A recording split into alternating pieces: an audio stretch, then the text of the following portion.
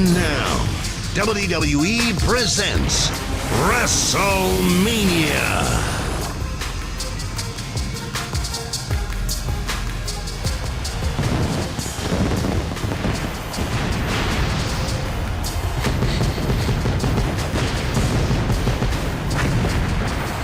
Hello everyone, and welcome back to WWE Universe. This is WrestleMania 2, where explosions happen in slow motion, but the sound stays the same. This is the biggest show of the year, every year, and here tonight at WrestleMania 2. That definitely says 2 when that logo comes up, so you can see the two eyes there. There's no X's, no V's, nothing like that, just two eyes. Hopefully I did a good job photoshopping the logo in the thumbnail at least. But anyway, we're here at WrestleMania 2, a show that is going to be absolutely stacked, featuring 3 major championship matches, the World Championships being on the line, the ECW Championship match, a championship scramble. Jack Swagger faces off against Big Show, Mick Foley, Kane, and Ezekiel Jackson.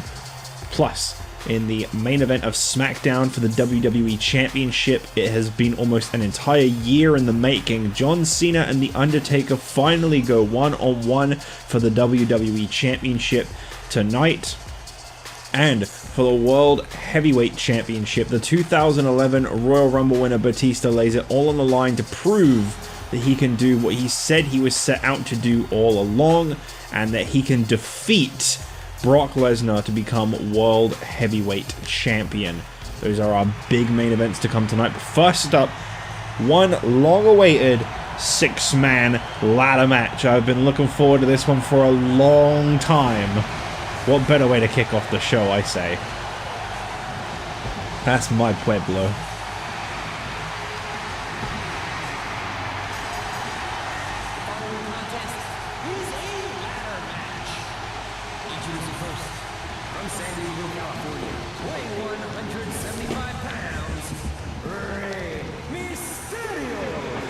I don't think he actually says it, because admittedly you can't actually make this for a championship. Classic swerve on the night of. But this is a ladder match for the Light Heavyweight Championship. It is currently around the waist of Evan Bourne, but it will be stuck inside a briefcase that they will all compete for. And the winner will retrieve the Light Heavyweight Championship. Rey Mysterio, first time ever competing for this championship, former experienced Intercontinental champion of 100 and something days. I don't remember exactly how long. From Calgary, Alberta, Canada, weighing 199 pounds, Tyson Kidd. You talk about experienced former light heavyweight champions. Tyson Kidd, a proud former holder of the Light Heavyweight Championship as well. He had a big moment last year, winning that championship, as well as the WWE Tag Team Championship with Christian. 2010 was I'd say a bumpy ride for Tyson Kidd, but his association with the Misfits definitely helped put him on the map a little bit. Here tonight, again, Tyson Kidd joined that do or die attitude. He has got to come out with the championship, or he is just not going to be happy.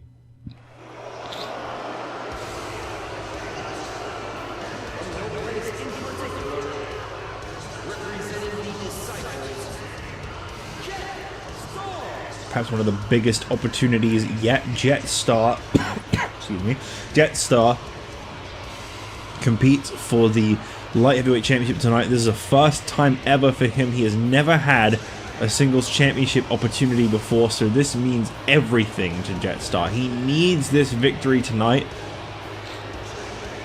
Absolutely the underdog going into this. You know, prior to becoming a contender for the Light Heavyweight Championship, the dude had only 2 victories to his name.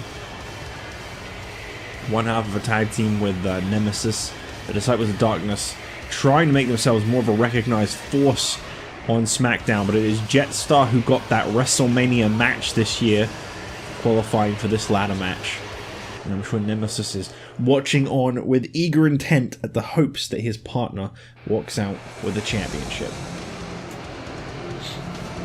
From Cape Town, South Africa, weighing 223 pounds, Gabriel. Justin Gabriel, again, another former light heavyweight champion in this matchup, had an unfortunate end to 2010 as Gabriel really skyrocketed his stocks throughout 2010, starting the year off back at WrestleMania 1 last year, winning the United States Championship in a 3-way ladder match. Can he repeat history tonight in a 6-man ladder match? That is the question. Who's next? Kofi Kingston. Boom.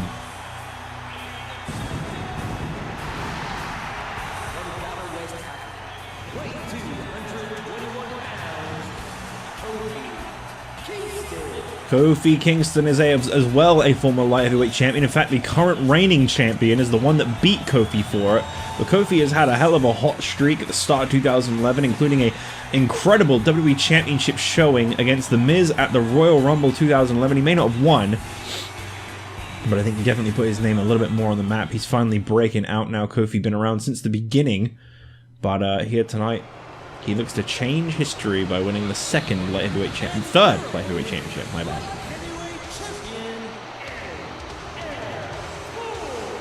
And finally, the champion himself, the light heavyweight champion Evan Bourne, with that championship round his waist, will be removed from his waist momentarily, stuffed inside a briefcase and hung above the ring in this grueling 6-man ladder match. Evan Bourne says he's doing it for himself, whether you like him or hate him. This guy does everything he does simply to show off how great he is. And tonight, it's a very important moment for Evan Bourne in his career. Can he come out still light heavyweight champion, or will the numbers get the best of him? The odds are definitely not in his favor. Him and Jack Swagger are both in quite similar situations in regards to that, as we have two matches that are of the multi-man variety. And of course, any situation like this, you are just not favorable. And you see Bourne and Kingston immediately going for the ladders. There it is, the light heavyweight championship locked tight inside that briefcase. I don't know why we didn't just hang the title like we normally do. We just really wanted to stick it in a briefcase. Oh, I messed up. I'm playing as Ray, aren't I? Oh, I didn't mean to do that. Whoops. Well, I don't want to sit through all the loading screens and stuff again, so I guess I'm just playing as Ray. Evan Bourne so very quickly going for the light heavyweight championship, wanting to just walk away with his title right away. I did not actually want to play as anyone in this match. I didn't realize I even picked Ray.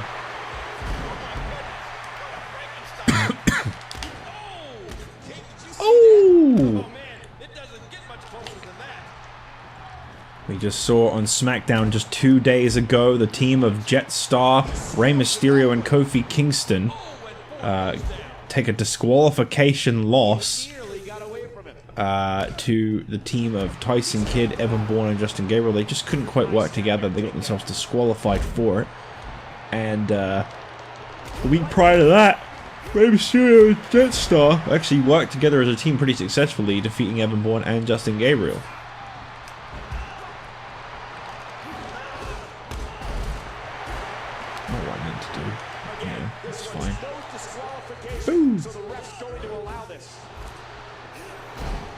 Oh, has extra impact on that power bomb from Jetstar.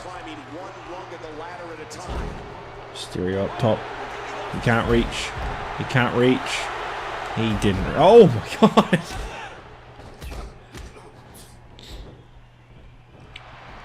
There is definitely a size difference in the ring when you look at Rey Mysterio versus a lot of the competitors in this match. No doubt about it, which one of these is the underdog in terms of size and stature. Out of the ring again. Oh, why? Oh, out of the ring again.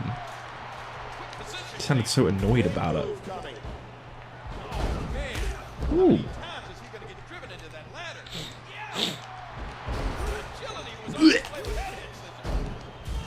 Tremendous impact for that ladder. He's heading up the ladder. Tyson Kidd up on top. Is he going to be able to get his hands on the light heavyweight champion? No. Not even in the ring anymore. I didn't realize you could even do that in WWE 12. But Tyson Kidd knocked out of the ring. That's my Pueblo.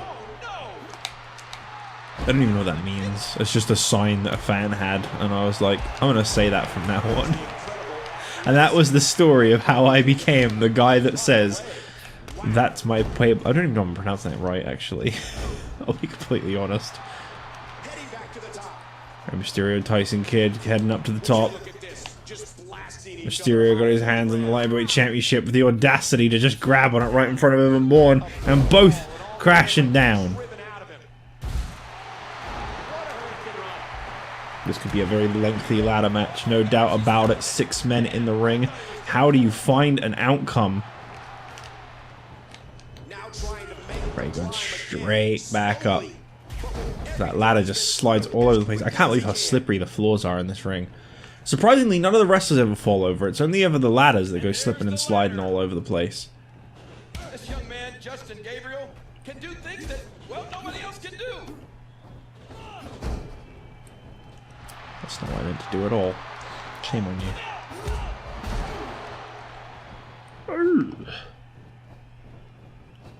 Into the corner goes Jetstar. Come on, Ray, that's your friend. You guys work together. You're such a great team. Oh! Good lord.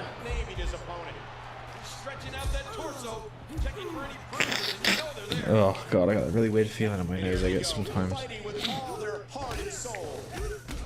Oh my god, Kofi Kingston, jeez! Sacrificing himself with that drop kick. Bourne's hanging on. Bourne is hanging on. Could Bourne bring down the championship? No one can seem to get him. Oh, I don't think he got it.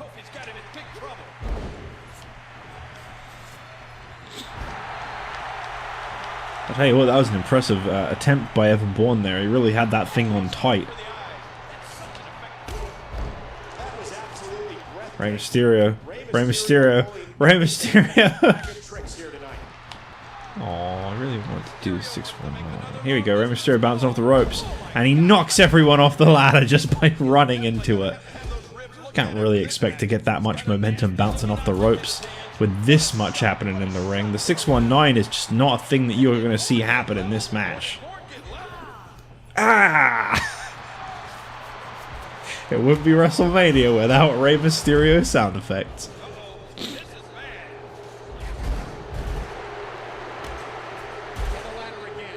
So much carnage in the ring right now. It did not take long. Ah!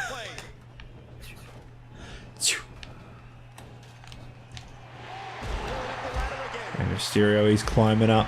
Nobody is able to stop him. He's going for it. He's got his sights set on the Light Heavyweight Championship. Is anybody going to stop him? They are all gathered here today to watch Rey. Finally, Tyson Kidd had the common sense. And he kips up. It's not what I like to do, but you know what? Okay. Wailing with a sledgehammer. Each and every limb. Anything goes in this ladder match. It's not just about ladders in the end. Now with a chair. Rey Mysterio featuring chair. Airborne? No, I don't believe that was. I'm not really sure what he went for there.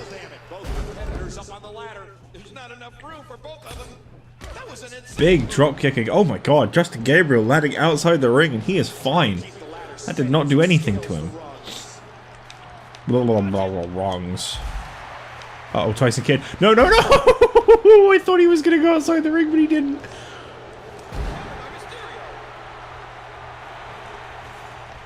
Oh my gosh! Whoa, hang on there! Both Evan Bourne and Tyson Kidd, both Evan Bourne and Jetstar even, getting dragged out of the ring. We got a fight on the outside now. You ain't gonna win any matches out here. Rey Mysterio. Ah! I wanted to give it a try, okay? It's actually kind of fun.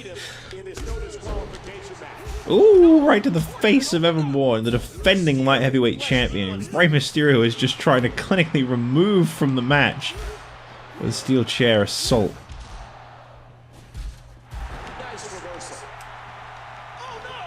Oh, right through the table. That did not work out. Evan Bourne tying up the arm. Pulling back on the face of Rey Mysterio.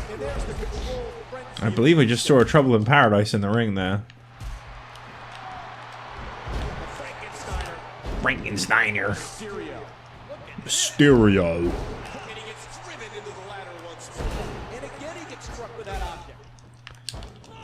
So Jetstar going absolutely crazy with that chair.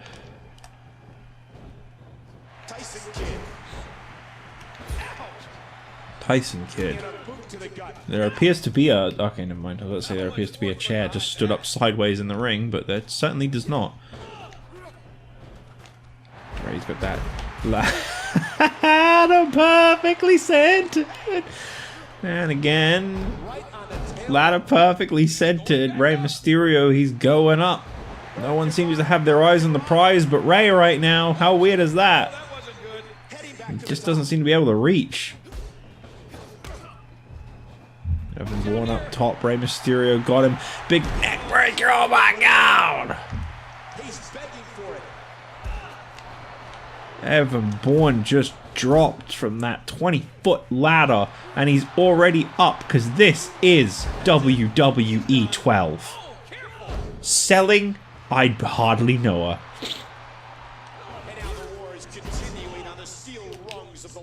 What is Rey gonna do here? What is Rey gonna do here? Okay, he changed his mind.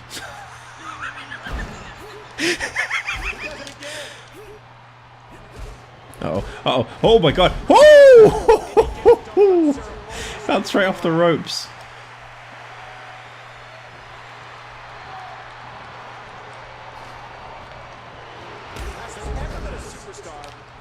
No, there's never been a superstar. There's only one Rey Mysterio.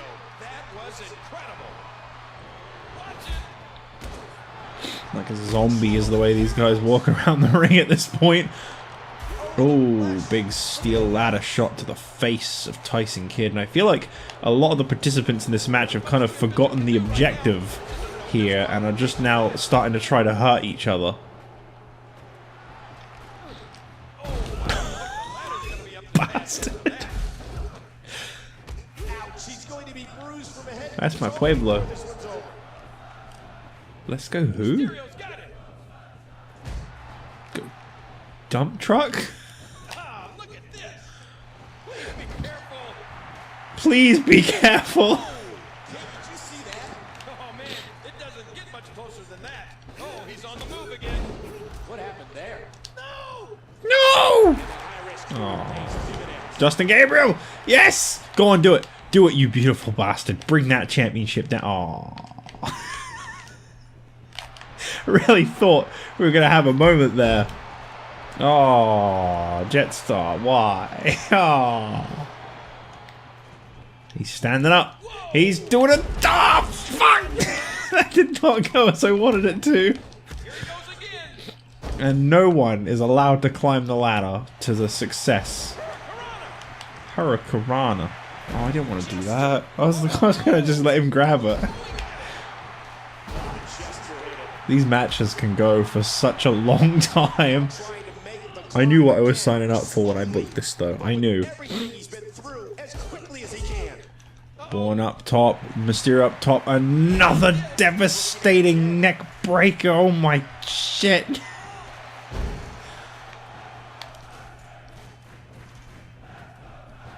And now they want Tyson to win. I know that one. I can understand that one. Let's just try getting some people out of the ring, shall we? Just try like getting them to leave. Like, here you go, fellas. Get out. Yeah, let's try a new strategy. It's called clearing the ring. Watch out! He rolled the dice. He did it. Oh man, how many times is he gonna get? I feel like if we could just have a fight on the outside, this would go by a bit smoother. Kofi Kingston, Jetstar, ladder, Justin Gabriel. Kofi Kingston. Jetstar. Slippery floors. Kofi Kingston is up top. Is he going to be able to do it? No, he's not even going to go for it. Kofi Kingston has frozen momentarily. He's realized he has a fear of heights. Kofi Kingston has been eliminated. Let's not knock down that ladder, guys. Let's let that one stay right there.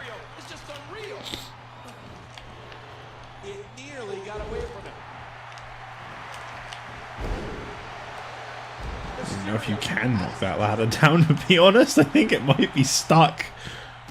Oh no. Oh no. Oh no. Help.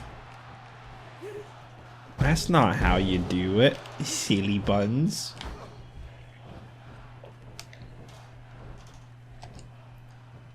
What the fuck? Wait, what? Oh shit! What just happened?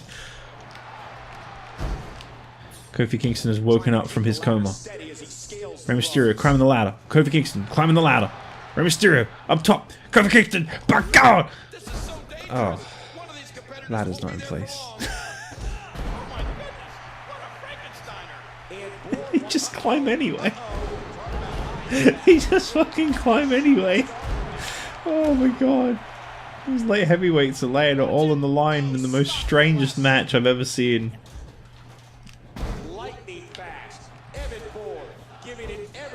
Justin sucks. Ouch. What did Justin Gabriel do to deserve that fan reaction?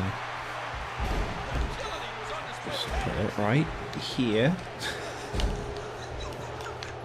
Just put it right here. Oh my god. They just don't want it. Nobody wants the match. Nobody wants to win. Alright, you know what? I know what to do. I've seen this before. Let's just take this ladder and stick it over here. Then, if they waste time going and getting it, haha, you fell for my deadly trap. Wow. Simply put, Rey Mysterio can do things no other man can do. It's just pandemonium in this one.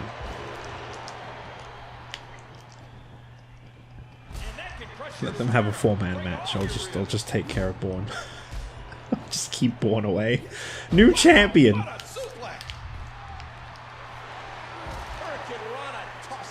Oh no, not this camera angle. Anything but this camera angle.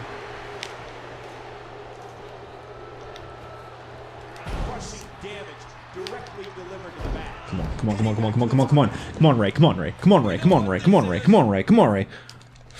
Let's do another one, shall we? More crazy neck breakers. Someone's gonna die in this match. I'm telling you now, someone's life is over in this match. Oh my god. There's too many people. Just bring it down. Just bring it down now. Just bring it down right in front of Tyson Kidd. Jetstar, come on baby, come on baby, come on. You can do it. Oh, no you can't, I'm sorry, I screwed you over.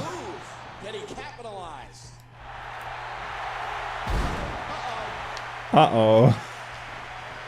Rey Mysterio! Oh no!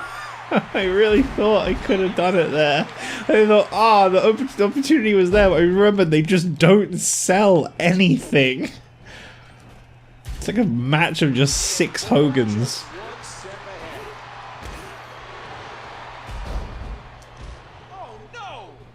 Get these two out of here. Just get them all out. Get them all out. Fuck them all. You two, Bourne, get out of here. No, Kofi. You two, Bourne, get out of here. I don't know what to do. How do these matches end? Oh god, this is going to be most of the episode. That ladder's going to get knocked down from the impact, calling it. I stand corrected. Just trying so hard to just get people out. I don't even care who wins. I just want to get people out of the fucking ring. There's too much oh no, Tyson Kidd. Tyson Kidd wins it. There you go. There's a result. It's not the result I wanted, but it will do. Tyson Kidd.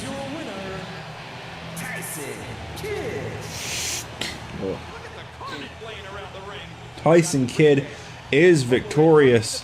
The brand new light heavyweight champion wins the big one at WrestleMania. There's Ray for some reason.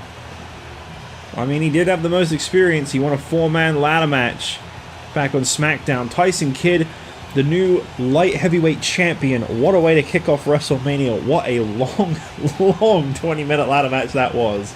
As we move towards our next match of the night, the WWE Tag Team Championships are to be decided inside a steel cage. But the question is, who are D-Generation X going to be facing off against for the newly vacated tag team titles?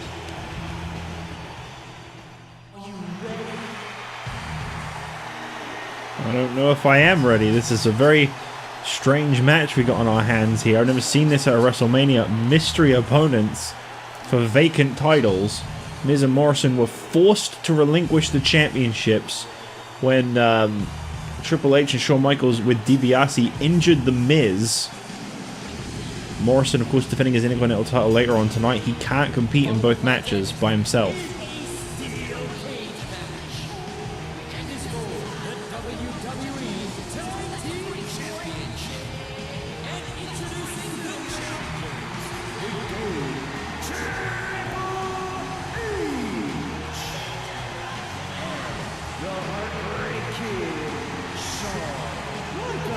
The question is, who in the hell are DX facing off against? Who are their opponents tonight in this steel cage match? Anything's possible here tonight at WrestleMania when you got an open match like this. Just 2 days before WrestleMania, this one was drastically altered. I don't know which tag teams there are left on SmackDown, if it's going to be someone from a different brand with the draft coming up, starting tomorrow night on Raw. I don't know. DX seemed pretty damn ready.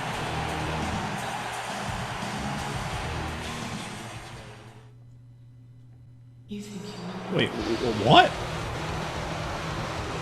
What the hell? What is this? It's Christian and Edge. What on earth is this pairing? You got a superstar from Raw in Edge, who's already booked here tonight at WrestleMania to compete for the Hardcore Championship, and Christian. Not exactly have the best track record of keeping teammates. What kind of pairing is this? Edge and Christian coming on down to the ring here tonight to accept the challenge of the WWE Tag Team Championship. I don't know who came to the decision to let these two be the ones to fill the spot to face off against DX in place of Miz and Morrison, but this seems to be happening. I'll say anything goes at WrestleMania. You never know who's going to come out. You have an open opportunity like this. Suddenly, all these people that weren't able to make it onto WrestleMania, you got your pickings. Anyone you want to see throw in the put their hat into the name, or put their hat in the basket, or whatever the hell the saying is. I'm not able to say right now. They'll do it. Triple H and Shawn Michaels up against Edge and Christian, a first-time tag team, I gotta say. They're close friends out of the ring, but obviously never teamed up in the ring before, because they've always been on separate brands. Edge initially starting things out over on SmackDown, I believe, whereas Christian was a member of the Raw roster, and then they exchanged brands in the 2010 draft. This is going to be an interesting one. Edge, as I say, Edge and Christian have not really exactly managed to hold on to tag team partners particularly well, either of them, when I think about it. Edge with his history of Swagger and CM Punk, and obviously Christian Not exactly much better with the Misfits.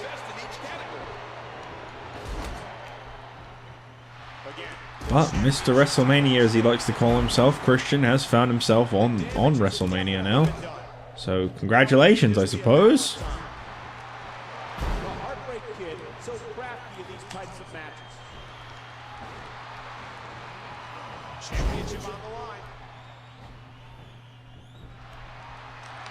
Seem to just have two singles matches going on in the ring right now. But I say DX absolutely walking over Edge and Christian. I know there wasn't exactly a lot of choice out back for who could have been the ones to challenge for the Tag Team Championships, but this is an interesting matchup that has come out of nowhere. I never thought I would have seen these two teaming up at WrestleMania out of the blue, but hey, anything can happen. Triple H is a guaranteed Hall of Famer, but he's not.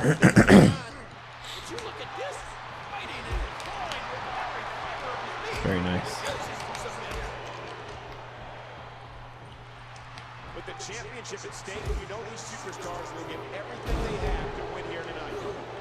Christian already seems a little bit hurt in the ring. Up against two experienced former WWE champions. I've always said DX are a fearsome combination to ever want to set foot in the ring with. Former tag team champions as well as former WWE champions between the both of them. We're looking at the first and second ever WWE champion. That is a fearsome combination to be in the ring against.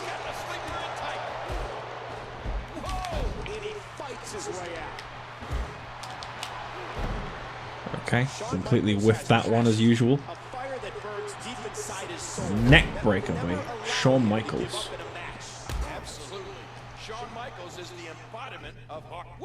And Michaels' big super kick to the face of Edge. As Edge and Christian seem to already be kind of down and out on their luck. Shawn Michaels trying to climb out of the cage, but Christian very quick to stop him. So the rules for a steel cage tag team match, if you've never seen one before, is both participants of a tag team have to escape at the same time. You can't afford to isolate your partner for too long, but naturally, at the same time, you both have to get out, meaning at some point your partner has to go at it alone. And right now, Triple H is doing everything in his power to get out of the cage. He is on top of that thing right now. And it looks like, yeah, Shawn Michaels is going to now have to take these two on by himself. And I don't think he realizes the situation he's just put himself in. Christian may be hurt, but Edge still seeming 100%. And all Triple H can do from the outside is watch on and hope that Shawn is able to overcome the odds and get out with the championship. Now, if Edge and Christian are smart, they will absolutely break down and wear out Shawn Michaels before either of them go for the escape. They got to try and make sure that he is definitely finished before they start planning that, because this is the best advantage they're going to have over him. 2-on-1, it doesn't get better than that for these guys.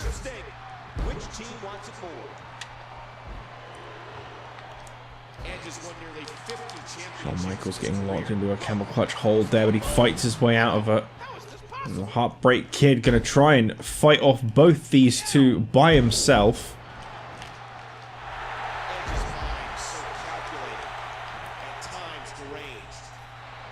Michaels now going straight for the escape, and Christian pulls him off the wall. Sort of a DDT connected on Christian, and as I say, Edge and Christian, they're playing the game that I was just saying that they absolutely should. They wear down one opponent and kind of use that handicap advantage to get him out. And obviously, Shawn Michaels was able to stop Edge there. Christian allowed too much of an opening.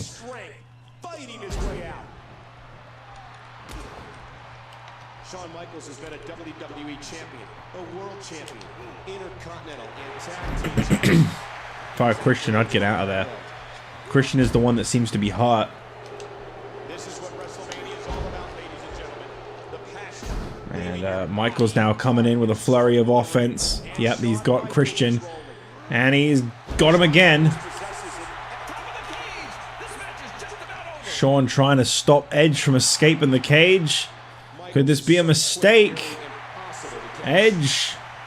Oh, no, he got him. Oh my god. What a drop for Edge, but he's still getting to his feet.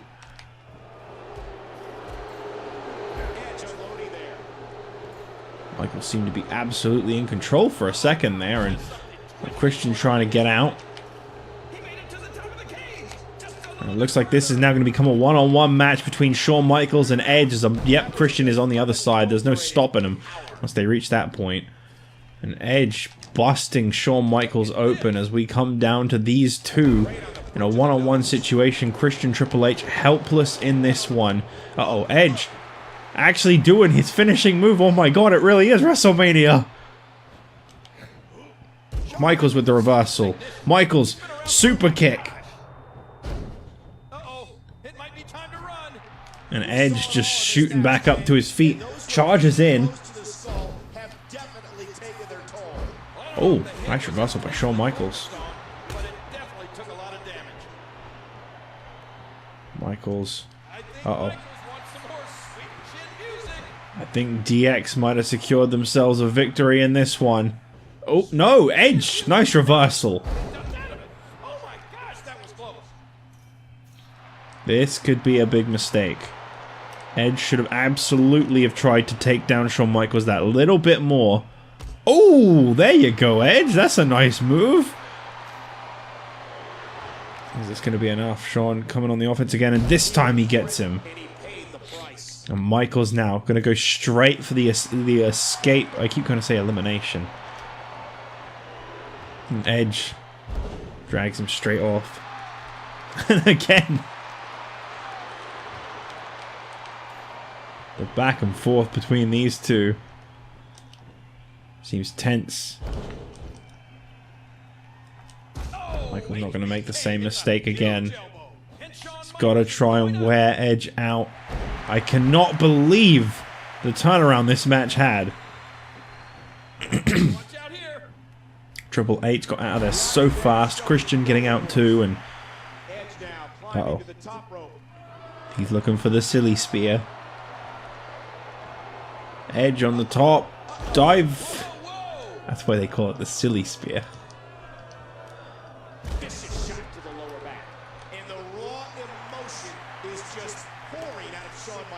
Michaels taking a moment to just taunt Edge. Let the world know that he is the better man.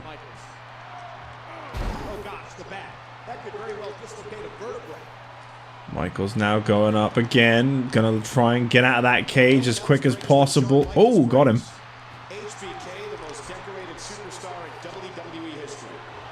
Is this gonna be enough? Yep, Edge got him off the wall again. How are either of these two going to be able to find an escape from this cage? They seem very equally matched. Oh.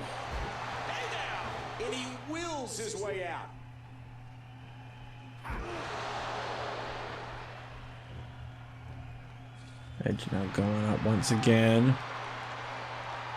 Steel cage wall so low yet so high when you can barely move. Shawn Michaels going to try and stop Edge from escaping the cage. This is a crucial point in the match, and again Shawn Michaels was able to fight back. Signature elbow drop missing. Oh, Edge not even going to waste any time. He's just letting Shawn Michaels wear himself out now. And Michaels coming over as quick as he physically can to try and stop Edge. Is this going to be enough? D-Generation X about to win the Tag Team Championship. Shawn Michaels seems confident. Edge once again ducks out of something there. Wow, this has been a very competitive one-on-one match between Michaels and Edge. I feel like, as I say, Christian and Triple H, they went so fast, and now we're at this point here. Oh, wow. Right on that bloodied skull. How much more? We know what this is. Oh, boy. Edge looking for a second spear on a very, very one, and this time, yep, he got him. That's got to be it. Edge going straight to his tag team partner, Christian, on the side there. spear laying Shawn Michaels out. Michaels is not moving. Oh, there you go. Michaels up to his feet. Is he going to be able to stop Edge? Michaels now trying to climb up the wall, trying to stop him from the other side. Michaels is trying so hard to catch him, but he just wasn't able to make it. And just like that, a team we didn't even know existed has won the tag team championships. Wow. Wait, how did Shawn get out there? Wait, what? Wait, what? How did they do that? Christian and Edge have captured the WWE Tag Team Championship, and I guess it's safe to say, following the draft, maybe Edge's SmackDown bound kind of gotta be. Those are the SmackDown Tag Team titles. Edge symbolically wearing white and blue, the colors, making it very clear of his intentions as him and Christian are crowned the new Tag Team Champions here at WrestleMania. So far, 2 brand new champions, Edge and Christian, as well as Tyson Kidd, the new light heavyweight champion, as we move towards our next match of the night. Interestingly enough, a match Edge was supposed to be in, the Hardcore Championship Extreme Rules Elimination 4-way matchup. Somehow, I have a feeling Edge is going to have to give that one a bit of a miss.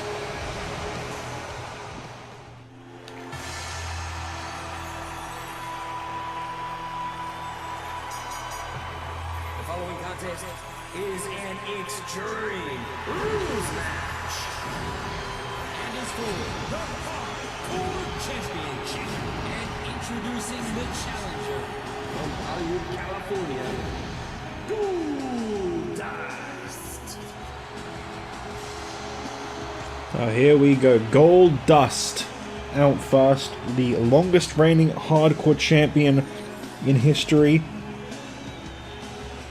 A very successful former champion, voted in by you, by one special viewer, as the ECW representative in this Hardcore Championship Elimination Extreme Rules 4-way matchup. That is a mouthful, to say the least. Hardcore title going to be defended amongst 3 incredible superstars, as Edge is not going to be participating in this matchup now. But what does this mean? Will there be a new Raw representative, or will it just be a triple threat match?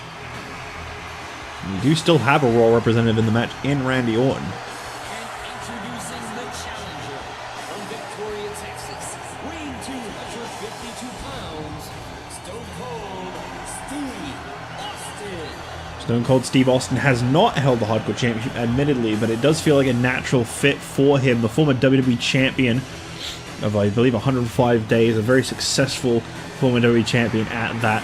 Unfortunately, had a small fall from grace when he lost the championship, and now he's just kind of trying to find his way without being a champion on SmackDown. Right now, he is not in contention for that title. Could the Hardcore Championship be exactly what is calling his name? Stone Cold feels like he'd make a pretty good fit over on ECW, I must say. Who else is in this match? Is it just going to be Randy Orton now? Or will we find out a Raw representative to fill in for Edge's spot?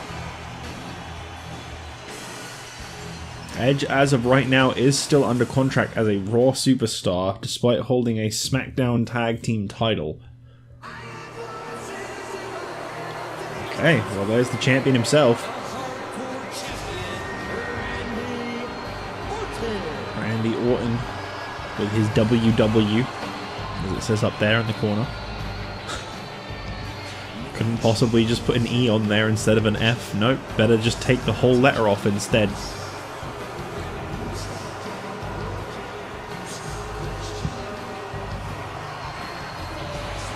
Randy Orton took that championship from the Big Show in a rather violent, relentless assault, and Orton claims that literally his only motivation was, I wanted a spot at WrestleMania. He says he just wanted that spot, he wanted that opportunity at WrestleMania, so he took it. He knew the Big Show already had a spot at WrestleMania, and he also knew that Sin Cara would not beat Big Show. His words, not mine. So he took it upon himself to give himself a shot at the hardcore title. And you know what? That worked out for him. Big Show smashed through that glass window, referee declaring Randy Orton the new hardcore champion simply because Big Show is in an incapacitated state. So is that it, or do we have a Raw representative in place of Edge? Well, you know what? This makes a lot of sense as the guy to take Edge's spot.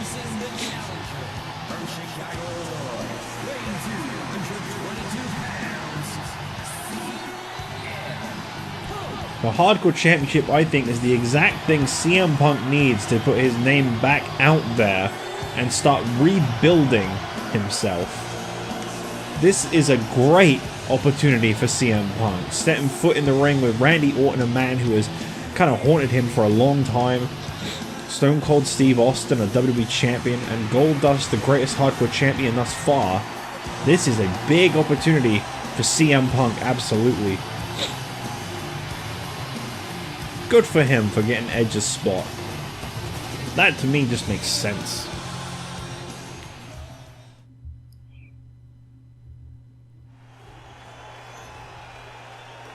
Oh, I've got such a jaw ache right now.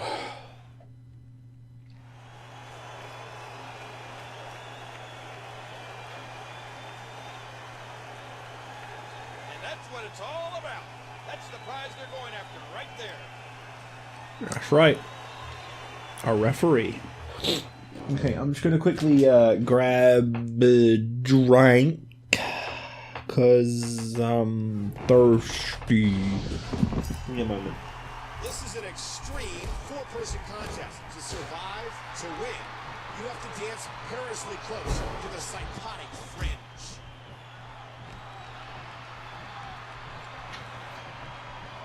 Sidewalk slam. Orton's going into that almost psychotic state that he can turn himself into. Michael, he's a third-generation. When the match has been going 20 seconds and Orton's just walking around and he's like, Orton's going psychotic. Being aggressive like this, it's in his blood. That's when you know he means it. Again, this is for the hardcore champion. So Goldust and Stone Cold, an unusual pairing, starting things off there. Randy Orton, CM Punk, some, as I said before, some real history between those guys.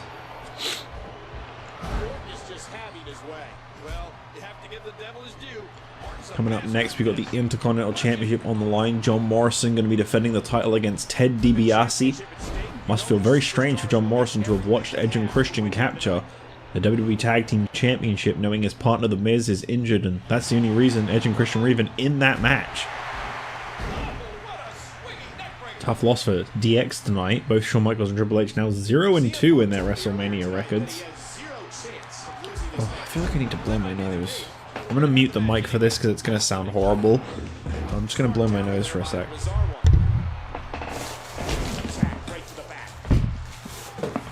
Can I just say I love when I press the mute button and it unmutes immediately.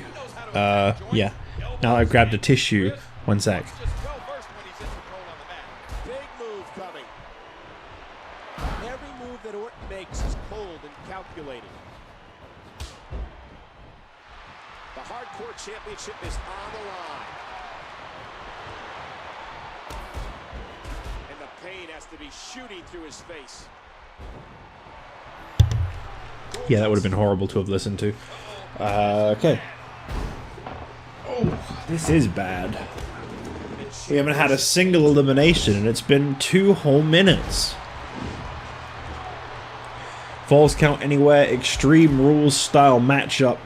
Randy Orton, as I say, literally only taking interest in the Hardcore Championship to get himself at WrestleMania. Last year, he defeated The Undertaker in the main event inside Hell in a Cell to win the World Heavyweight Championship. This year, Orton was looking at not even being on the show, and he had to do something about that. To be fair, we saw the exact same thing with Christian. He was not going to be at WrestleMania in any capacity, despite winning the Royal Rumble last year and main eventing with a World Heavyweight Championship victory. Sorry, WWE Championship victory of Triple H, Shawn Michaels, and Batista. But here tonight, Christian managed to find a way into WrestleMania. He benefited off of someone else's injury. Submission hold applied tightly by Randy Orton as CM Punk escapes.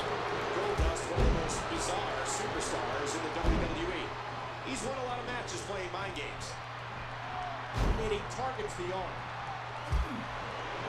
Reversed it. Punk. Championship on the line. Oh, Orton may have broken a few ribs there. Goldust is always embroiled in controversy in the WWE. I don't really know what to say. I've just like blanked out. I feel like when I'm not playing them, it's so much harder to talk. Again, I can't believe I'm only on the third match and it's an hour and 4 into this recording. Jeez. Did not see that coming. But then I did start with some of the bigger, lengthier matches. I guess I'm not too surprised. There's still 7 more matches to go after this one. looks like he's got it locked in pretty tight. That light heavyweight title match was kind of guaranteed to take really long also. Like, there was no doubt that that was going to. Randy Orton going under the ring. What is the sadistic mind of Orton looking to get? Nothing, because Stone Cold Steve Austin stepped right on him as he was looking under that ring. And now we see CM Punk with an acoustic guitar. We'll check out what the acoustics of the arena are like, I'm sure. Stone Cold Steve Austin also denying that. He just doesn't want this match to go extreme. 20 minutes on the clock means that Randy Orton could hold on to the Hardcore Championship simply due to a time-up. But we have to keep time constraints on this show as to ensure that it does not go too long. Big broom to the skull. CM Punk sends him dazed and flat down on the mat there. On the concrete even, not the mat. Oh, the flesh. Look at the welts. Holy crap, Lois. Holy crap. Goldust loves to play mind games. Goldust just taunting Randy Orton there. Orton just decided to walk away. So curious to see in what order any eliminations could happen in a match like this. So we are now finding the extreme part of this match come into play. Randy Orton is simply biding his time, from what I can tell. Lifestyle choices on the rest of the WWE universe. Punk got rocked. Good Oh, Lord, he's just held guitar to the back of Randy Orton. That's going to take some damage. Oh, CM Punk. He was looking for a GTS. He was looking to put CM Punk. Put Orton away right there in an RKO to Goldust. And I think, yeah, we're looking at potentially an elimination for the former Hardcore Champion. And Goldust is out of here. Tough break, but the RKO, it wins matches for a reason. Stone Cold Steve Austin, cup of beer in hand. Very traditional thing for Stone Cold to want to grab. And Stone Cold, stunner on CM Punk, that was out of nowhere. And he doesn't go for the pin, he just went straight for the assault on Orton. It's like he struck down one with a stunner and just saw that another man was standing and he couldn't stand the sight of it. And you know that there. Actually said something different there. I think I might have gotten the line wrong, to be fair. Randy Orton sizing up. You know he's looking for that RKO on Stone Cold, and he got him. Is Randy Orton going to pin one of the longest reigning world champions? No, he's not even going to go for the pin. He's going to go straight for the offense on CM Punk. And after busting him open with that float over DDT, Randy Orton into the cover, and out goes CM Punk. It is now Stone Cold Steve Austin and Randy Orton for the Hardcore Championship with 13 minutes still on the clock. Orton is laying waste to the opposition in this match. Uh-oh. Oh, look out, Stone Cold. Oh my god. But I think there's all sorts of evil things going on in that sadistic Well, I guess it wasn't as lucky of a night for CM Punk as it was for Edge, filling in a space.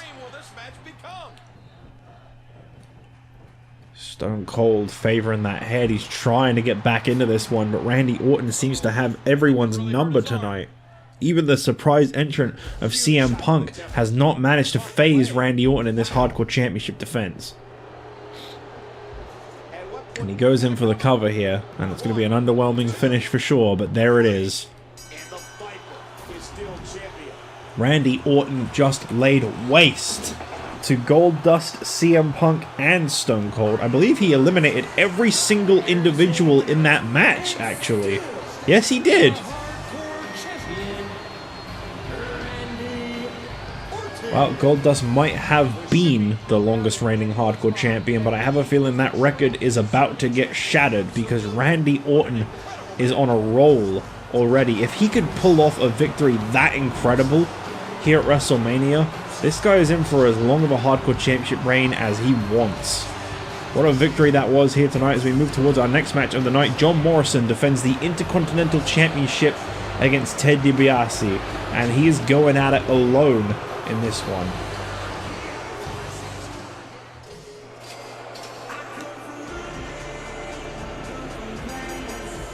The following contest is for the Intercontinental Championship.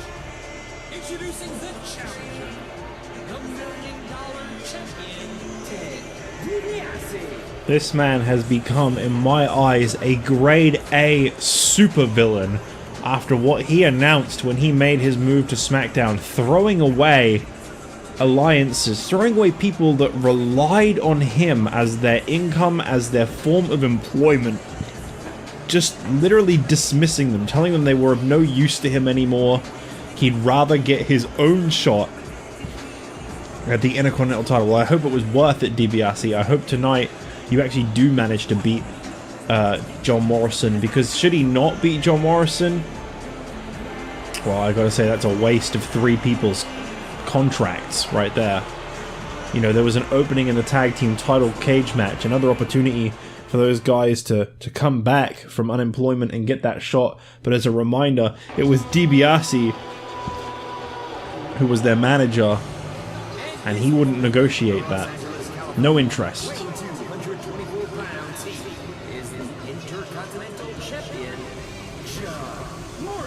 This is going to be a really tough situation for John Morrison. He has always at least had The Miz to motivate him backstage. These two have been like brothers. They've been so tight with each other.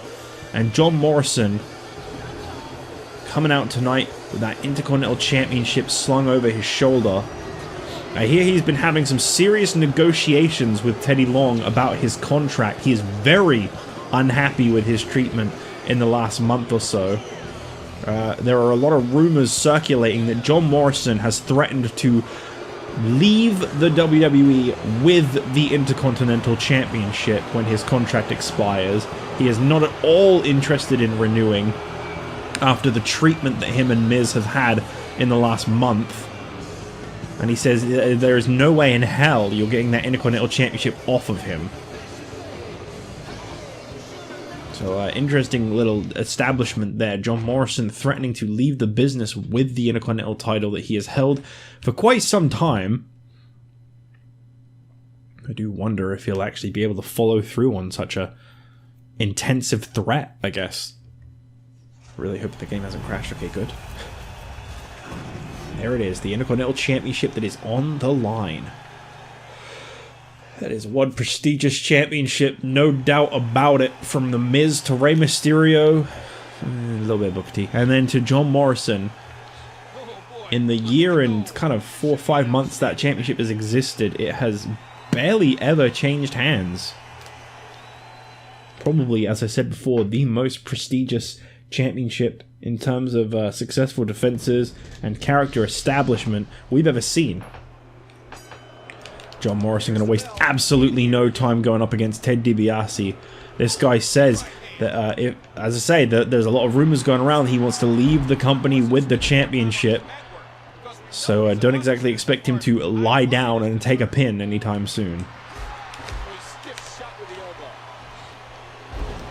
See, you know, I feel like his partner, Miz, getting injured in an unfair a disadvantage of a matchup like that 2-on-3 handicap match, and then of course having him be stripped of the tag team championship. I feel like that was the last straw. As I say, these are only rumors at the moment, but we'll have to be sure to get some comments from John Morrison this Friday on SmackDown, or perhaps Monday on Raw, Tuesday on ECW, depending on where he could end up.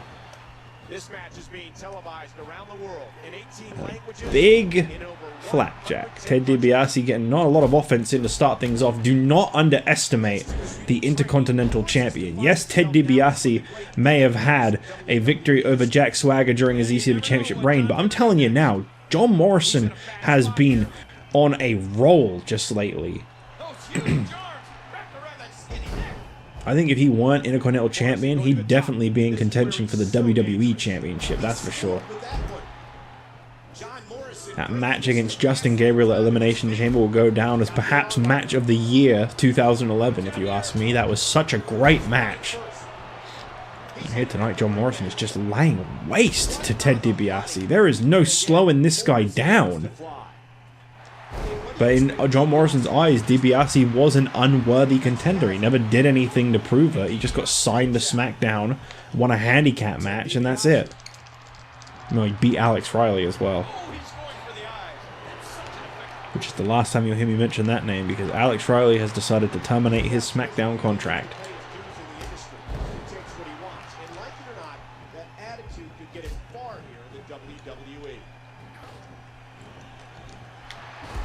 Tell you, Ted DiBiase is just not off to a good start. John Morrison, incredible performer. Morrison, big move coming. Ooh. We've seen Morrison overcome Shawn Michaels on a couple of occasions. And I want to say several others, but I can't think of any right now. Booker T, Rey Mysterio, John Cena, Eddie Guerrero, all kinds of contenders have come his way during his Intercontinental Championship reign. John Morrison remains the Intercontinental Champion. I think he is the longest reigning champion across any brand right now. And he's done it earlier than any WWE Hall of Famer. Devastating, just devastating impact. Don't think he's beaten The Miz's 180-day reign yet. Once again, this is for the Intercontinental Championship. Face first into the I feel like Ted DiBiase is just getting annihilated right now. into the barricade. Stocks are going to be down for the $1 million prodigy if this is what he has got in store. I say John Morrison, there's a lot of frustration building up from the Intercontinental Champion, and I feel like tonight at WrestleMania was just his opportunity to vent that frustration. $1 million champion Ted DiBiase finally gets a move in. And he goes straight for a submission hold. Bad choice. And he powers out. But he does manage to continue that control. Side suplex on John Morrison. The Intercontinental Championship on the line in this, the 4th match of WrestleMania. Our next match, the World Tag Team Championship match, does in fact indicate the halfway point of WrestleMania, with Vader and Nash challenging the Road Warriors for the World Tag Team Championship. And Ted DiBiase getting the hell out of there. Gets in the ring and needed a gut of John Morrison. To make sure that he doesn't take what I think we all knew was coming there. Standing C4.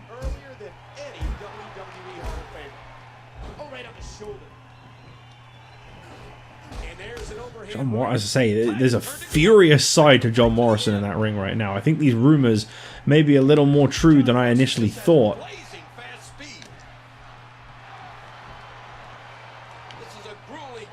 That is an angry individual in the ring right now. And John Morrison charged into. Perfectly connected move there. And Ted DiBiase shoulders down John Morrison with a very furious style here tonight. A defiant, less than 5-minute matchup in which he retained the Intercontinental Championship.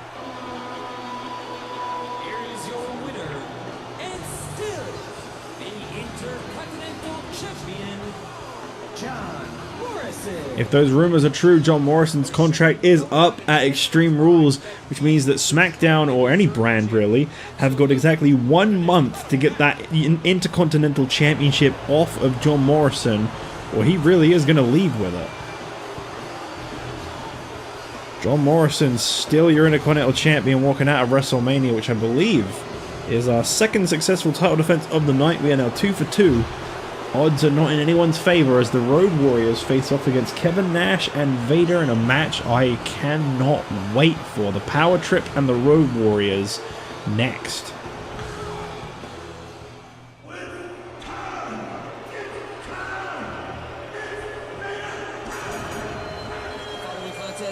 Is for the World Tag Team Championship.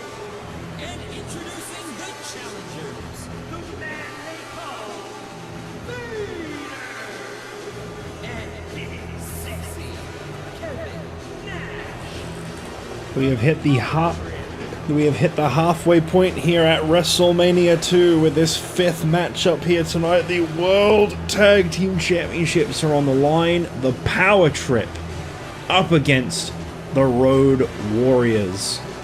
A much awaited first time collision. We've seen singles competition. We've seen Kevin Nash best Animal. We've seen Vader best Hawk. But we don't know what happens in the Road Warriors comfort zone that is tag team matches. Nash and Vader experienced singles competitors. The Road Warriors exclusively tag team competitors. This is their specialty.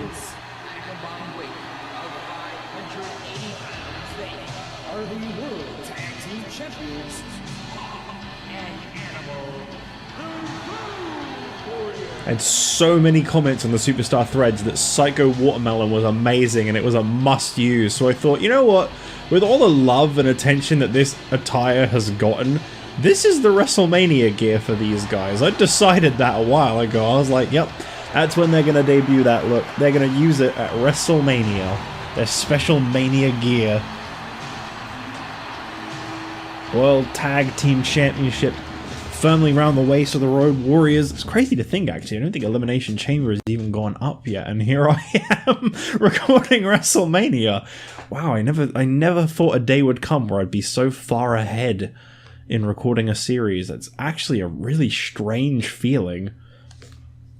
It's like you guys don't even know that the Road Warriors are the World Tag Team Champions at the time I'm recording this. No one does. No one. I have not let on to anyone that they moved to Raw and win the tag team titles. The only thing I did was our special winner of the Hardcore Championship match, the person that got to choose that, I had to let them know that Randy Orton was the Hardcore Champion. That's it. They're the only one that knows about anything in regards to that. No one knows that John Cena is the WWE Champion. No one knows that The Undertaker is back. It's just really strange to me. Like, no one knows these things. And here I am recording WrestleMania. It's really, really odd. Like, eventually there's going to be a point where I'm recording the next season, and you guys are still watching this season. And that, again, that's just really weird to me. Assuming I managed to stay that far ahead. I don't know how long this streak is going to go for. I don't want to be negative and say that it's going to come to an end, but I do worry that one day I'm going to slip up, and that's going to be all it takes, because that's my specialty. I make one mistake one time, and then boom, it all goes down the shitter. I actually really like these Road Warriors attires. The more and more I look at them, at first I was like, they'd never wear colours like that. But I'm looking at them like, no, but it really fits them. It's very 90s, which is literally their entire look.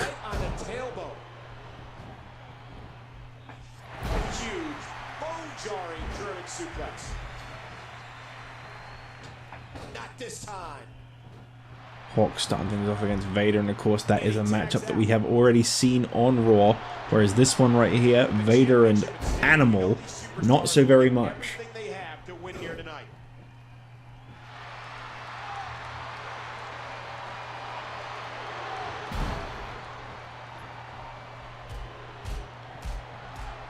It's incredible to think this is the first time these two tag teams have ever faced off, and it is for the World Tag Team Championship. Vader and Nash have been on a tear since they formed a tag team, but the Road Warriors have been on a tear since they started getting utilized on SmackDown. They came to Raw and they were immediately treated like the stars that they are, immediately put into a tag team title shot, and they delivered. They defeated the United Kingdom one day after the United Kingdom won those tag team titles. This is the Road Warriors' first title defense. I'd hate to see the championship reign come to an end so fast, but I have to accept that possibility.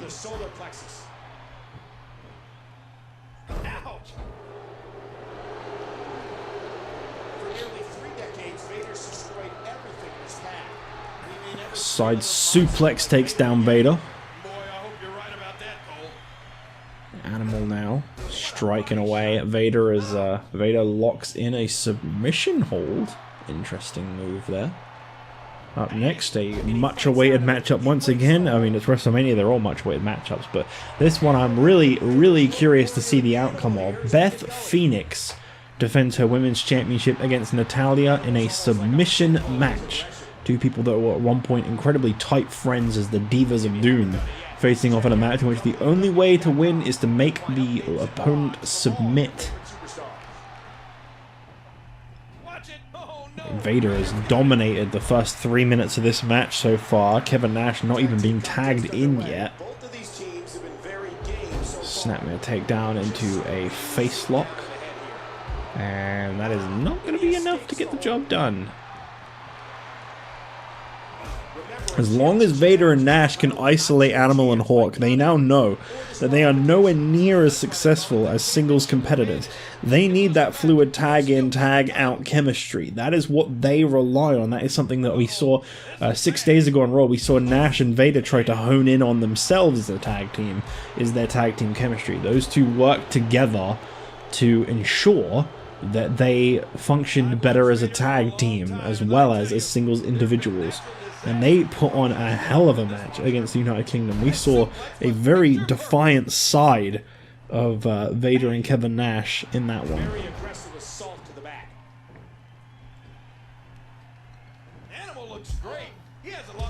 Drawing nearer and nearer to those 3 big World Championship main events, the first of which the ECW Championship on the line in a scramble match, a newly twisted, fixed version of Kane and Goldust's mine ready to compete for the ECW Championship, as well as the Big Show, who defeated Jack Swagger Tuesday on ECW.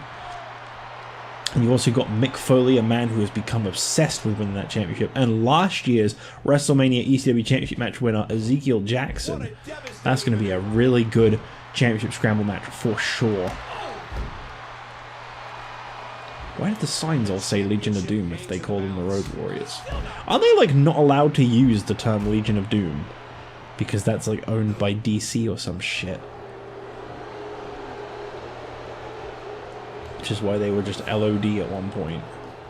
I might be wrong, but I think that was the thing. Because all the crowd signs say LOD and Legion of Doom. Like, they don't say Road Warriors at all. I know they were the Road Warriors in WCW.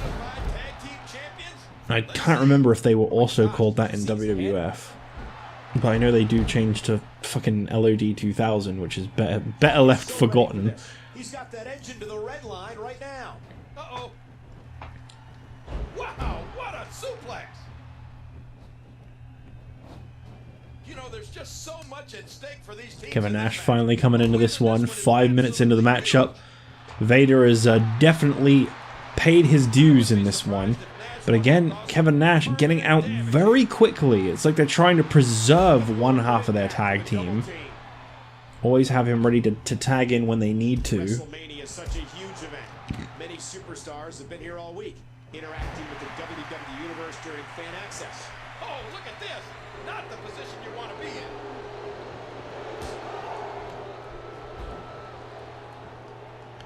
I don't really know what Vader's doing right now, but he is doing it.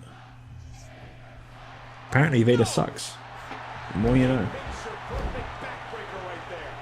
The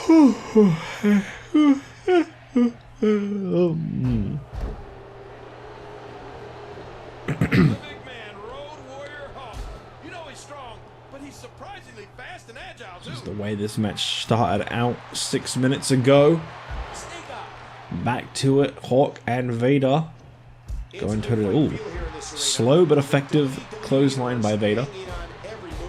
And we've come to yet another turning point in this match. Tell you what, the power trip really seemed to be in control. This is not the way I expected to see a match between these two teams work out.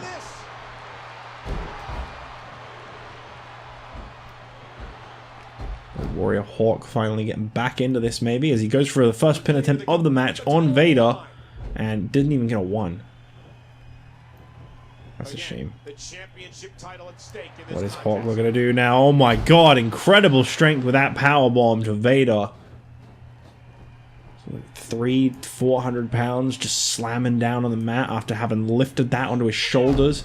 Like running DDT without the run.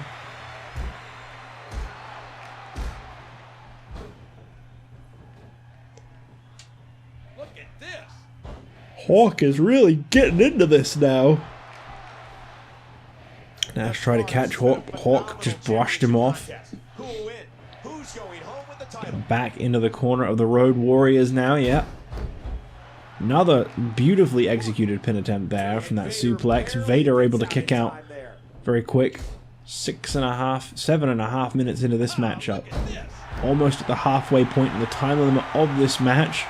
This is a match I could oh my god! I can absolutely see going to a time limit draw. Unfortunate way to end a WrestleMania match, but I could see it too. Hawk is heading up. What is Hawk looking to do? The hell does Hawk do from the top? Oh, his half of the Doomsday device, fair enough. Diving clothesline across the face of Vader. Is that going to be enough? Kevin Nash very quick to get in the ring and protect his tag team partner. Help him up to his feet too. These athletes seem to have tried everything in their playbook. Oh, there's more in their Vader is now in a very serious part of the matchup where he needs to get Kevin Nash in. Hawk has absolutely turned this one around by himself. Not really seen a lot of teamwork from the Road Warriors tonight, but Hawk very effective so far. And the match continues. And there's the count. Vader's got some bad Okie dokie. intentions. That was an odd little exchange there. There's the tag. And there you go, Vader out of the ring, Kevin Nash in. Ooh, what a way to make an entrance.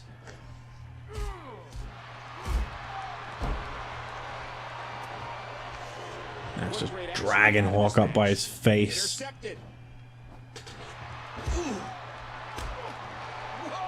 And he fights his way out. I just can't get over the physicality of this match. This has been brutal. Oh, right to the gut.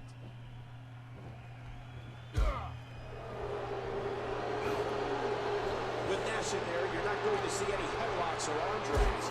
Big Daddy Cool is about heavy shots and high impact. This is what WrestleMania is all about, ladies and gentlemen. The passion, leaving your body and heart and soul in the ring. And there's a tag. And we're now very quickly getting out again. I don't really know what kind of a strategy. Okay, I don't really know what strategy at all the Road Warriors are playing tonight, I'll be honest. Road Warrior Animal back in the ring. We have reached the halfway point in the time limit of this match. 10 minutes have passed. They have 10 minutes to come to a conclusion, or else the Road Warriors win the championships by a time limit draw, or retain the championships by a time limit draw. Once again, tag made, in comes Hawk. I don't really, as I say, I don't really understand the logic behind this. I don't really get the teamwork that they're working towards today. And he finally gets out of the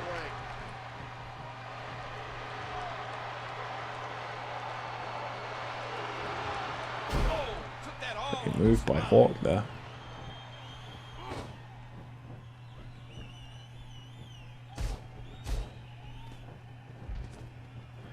WrestleMania 2 halfway through so far. New light heavyweight champion Tyson Kidd, as well as new WWE Tag Team Champions Edge and Christian. Randy Orton successfully retaining the Hardcore Championship, and John Morrison successfully retaining the Intercontinental Championship. Still to come after this match, the Women's Championship on the line in a submission match, as we will be seeing Natalya and Beth Phoenix face off for the Women's Championship. These two former friends gonna go at it hard. Can you believe it? This is an undying We've also got the European Championship on the line again. Former friends gone very bitter enemies. The entire faction of the United Kingdom just imploding in this elimination four-way. Only William Regal and Barrett seem to have any kind of solidarity with one another, and even that's questionable.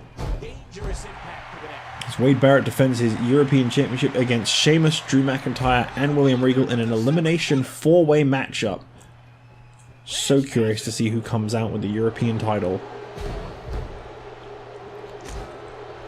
Our ECW Championship Scramble match, as I mentioned before. The ref sees the We tag. see Jack Swagger defend against Kane, Big Show, Mick Foley, and Ezekiel Jackson. 20 minutes on the clock. As many pinfalls as possible, but the last one before the time expires is the most important, as that is the one that is declared the champion. Oh, what a massive boot from Big Sexy. And then, of course, we have our two World Championship matches, The Undertaker and John Cena for the WWE Championship, as well We saw it all That's Batista, the 2011 Royal Rumble winner, up against Brock Lesnar for the World Heavyweight Championship. Kevin Nash looked for a moment there like he actually had an opening to hit that jackknife powerbomb, but he second guessed it after the fight back from the Road Warriors continued, and Animal now seems hurt.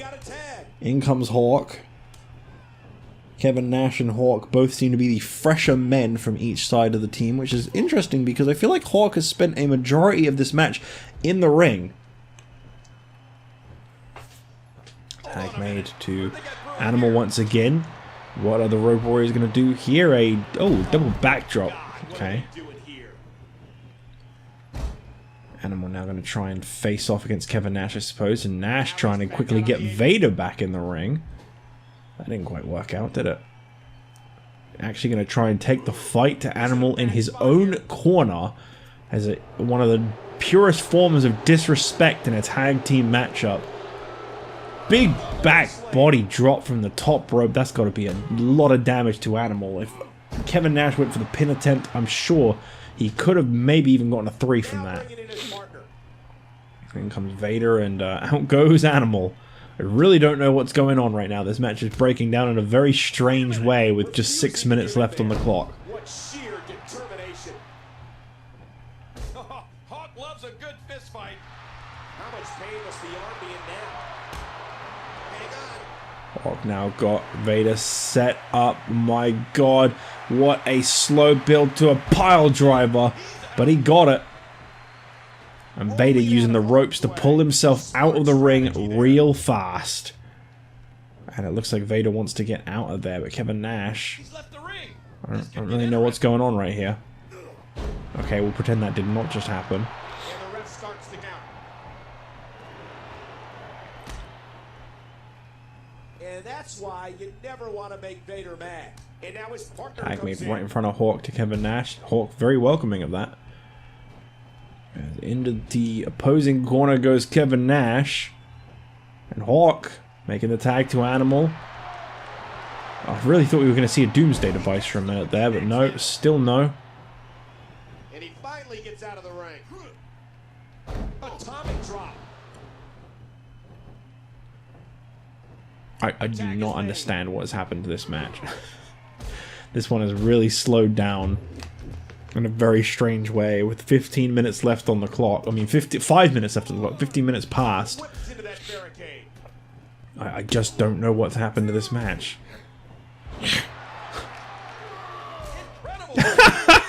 Kevin Nash has noises too. Oh, that was good. Nash sets him up. Here we Uh-oh, go. Nash looking for a jackknife powerbomb on the outside, and Hawk obviously got to get in the ring. He can't help his partner. He's got to focus on not getting counted out. That might seriously remove Animal from this one. Of course, this is WWE12, so he'll probably be back on the corner in about 3, 2, 1. He's probably there. Nah, there he is.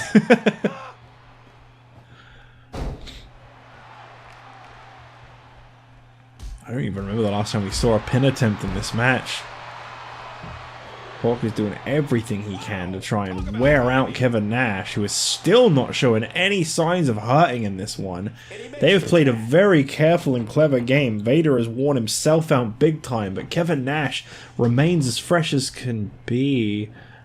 Okay, I was going to say, don't let that just be the last 3.5 minutes of this match. Vader thinking about something. What is this? Off the ropes and big elbow. Kevin Nash going straight in for the cover here on Hawk. This could be the beginning of the end for the Road Warriors, and yes, that was it. Devastating tag move was able to get the job done, and the Road Warriors are no longer the World Tag Team Champions in just a month.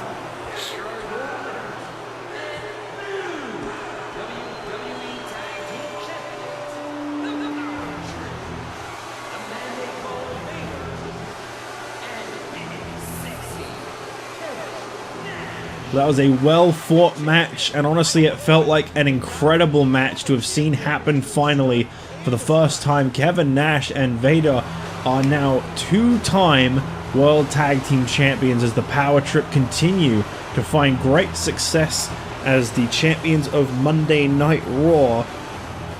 I believe, I don't really know what that means to them actually. I was about to say something, but no. As we move towards now the final 5 matches of WrestleMania, starting things off, the submission match, Beth Phoenix and Natalya for the Women's Championship is next.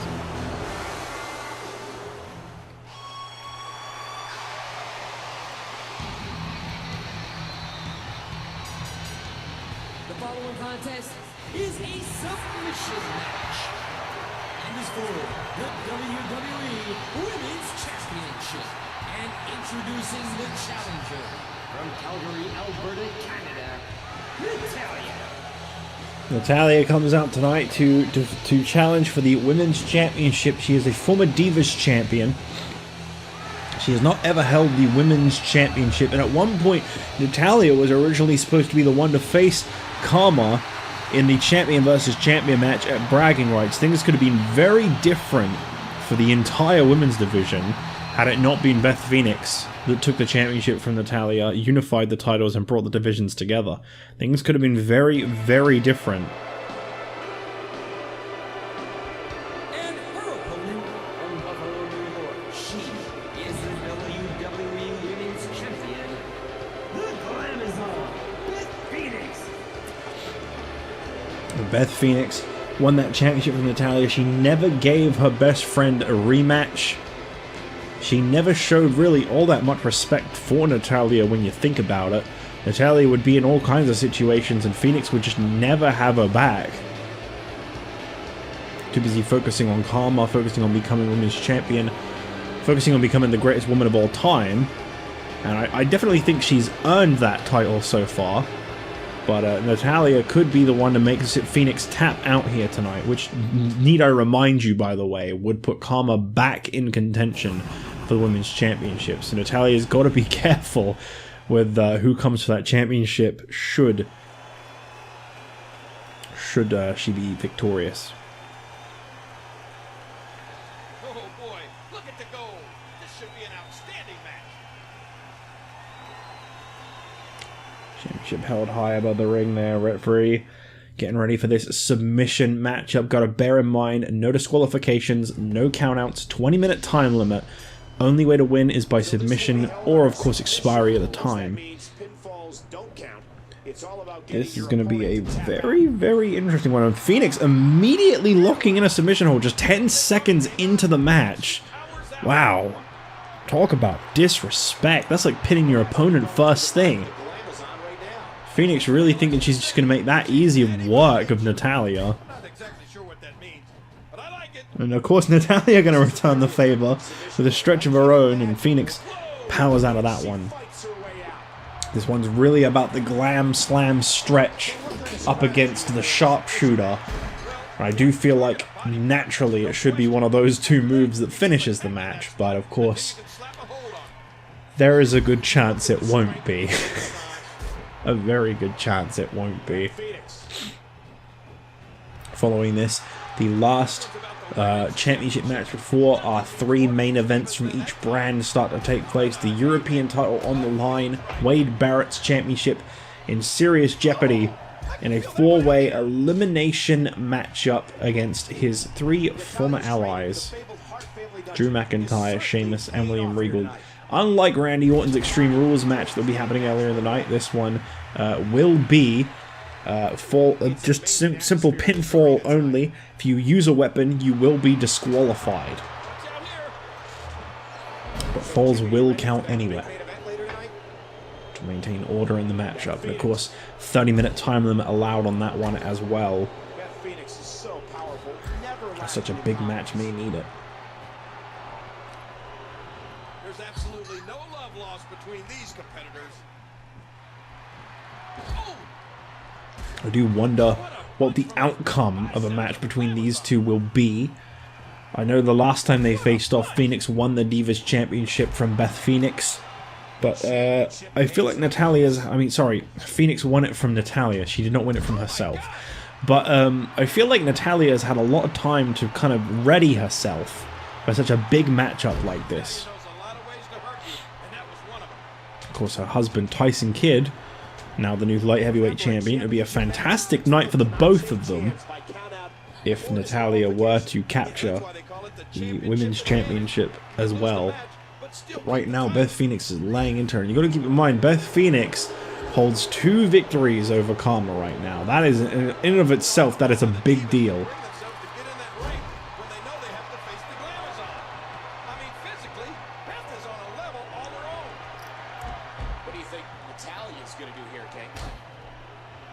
I don't think we've ever seen a submission match take place with such serious implications, such a huge matchup. I mean, obviously we saw that submission matchup between Ezekiel Jackson and Brodus Clay. Jackson literally forced his own tag team partner to submit and leave ECW. Still no real news on what's going to be happening with Brodus Clay, whether we'll be seeing him again or what, really.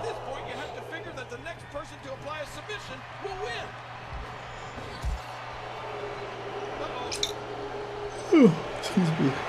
Full of yawns. Intercepted.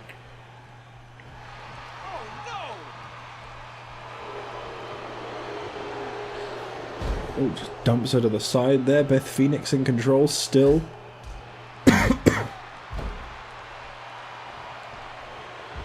And her over, and Phoenix going for a lot of submission attempts, I've noticed. She clearly just wants to end this one quick.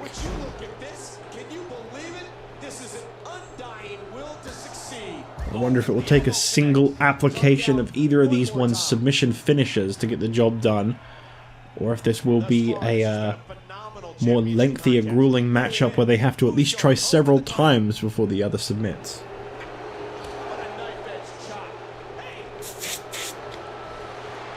Natalya is a third-generation diva and the only female that ever graduated from the dungeon. An elbow. Coming in hard with those strikes. Phoenix, though, tying up the arm and sends Natalya into the... Nope, never mind. Backbreaker.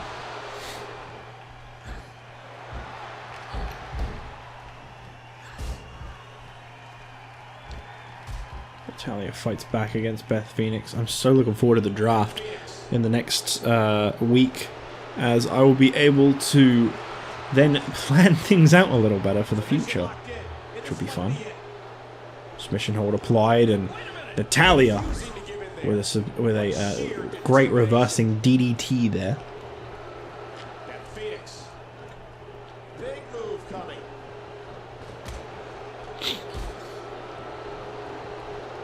Where did she get it from? How is she... Natalya seems to be a little bit hurt right now, which is understandable. Phoenix has been very, very vicious on the offense so far. Just dumping her to the side. In a boot to the gut. Beth's got her. What's she gonna do? Phoenix with a interesting move there. I don't really know what to call that, but slams the face down on the mat. I don't believe it. Momentum's changed hands again. Turning Natalya around. Phoenix not. Oh, okay. Back and forth again between these two. Oh, look out! Natalya very Normally you'd see Natalya going to a pin attempt off of that, but here tonight there are no pin attempts for these two women. This is a grueling championship match. Nobody wants to lose this opportunity.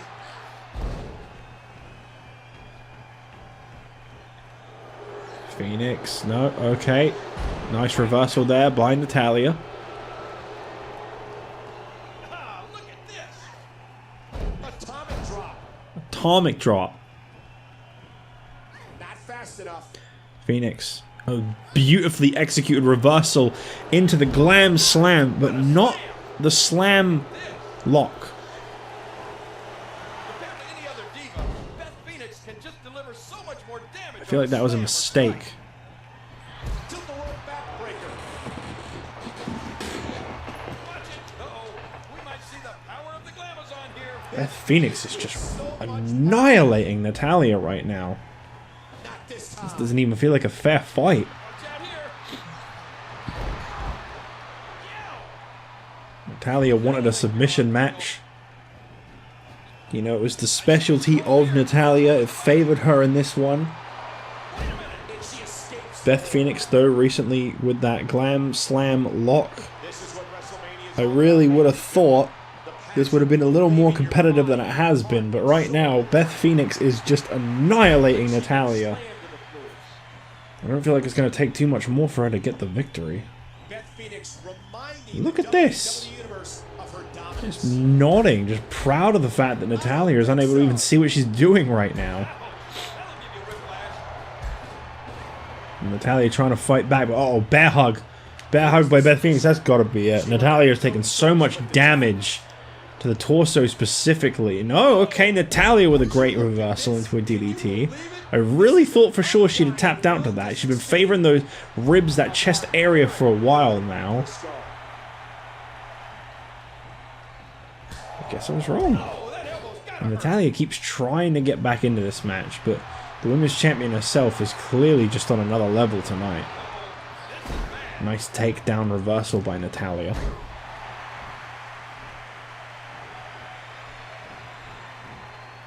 Goes into the stretch here on Phoenix, and nope, that is not going to be enough.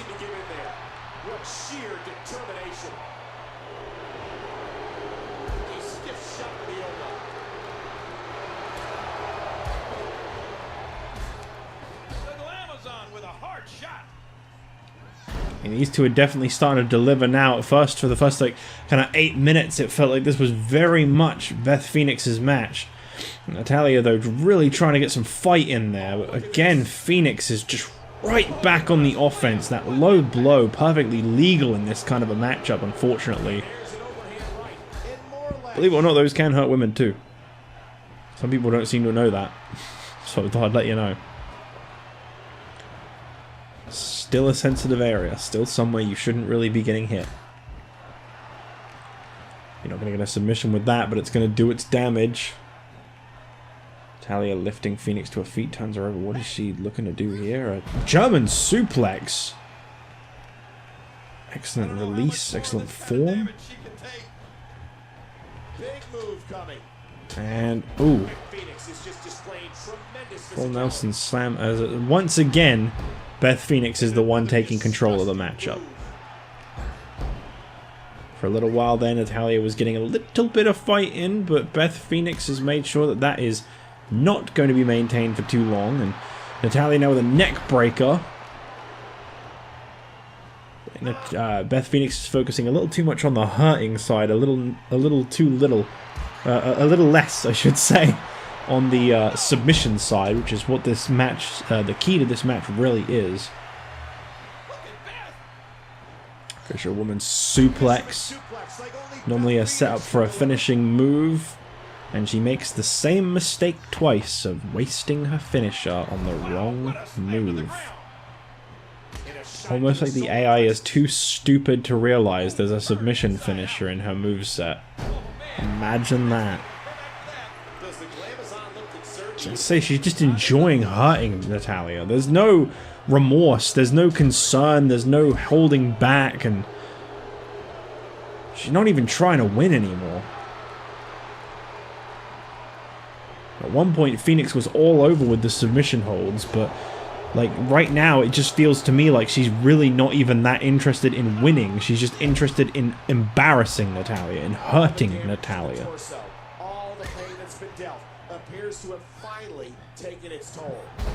Again, as I said before, that would normally be followed with a pinfall attempt, but not today. Natalya looking for a classic move in her arsenal, the stalling, flexing suplex, showing off that strength. If only she'd go for a sharpshooter right now, that would be cool. The AI is just so fucking stupid. I would rather not use a finisher at all. Oh, there you go. Natalya now setting her up miles away from the road. That's nice. Tell me how that's going to win you the match. It's because she keeps getting up. She keeps trying to, like, position her. Like, no, just do your friggin' finisher. Don't waste it. When Beth Phoenix is actually hurt now. Natalya has finally managed to do some damage to the women's champion. It only took 12 minutes, but she finally got there. Just lock it in. Just lock it in now. Don't pull her away from the ropes. Just lock it in now. You gotta make sure she's positioned.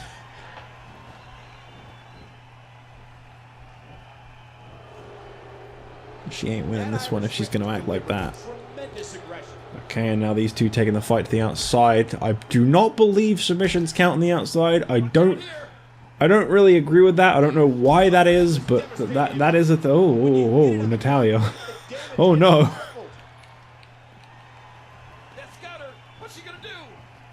Okay, just wanted to use the concrete as a weapon for a second there, clearly.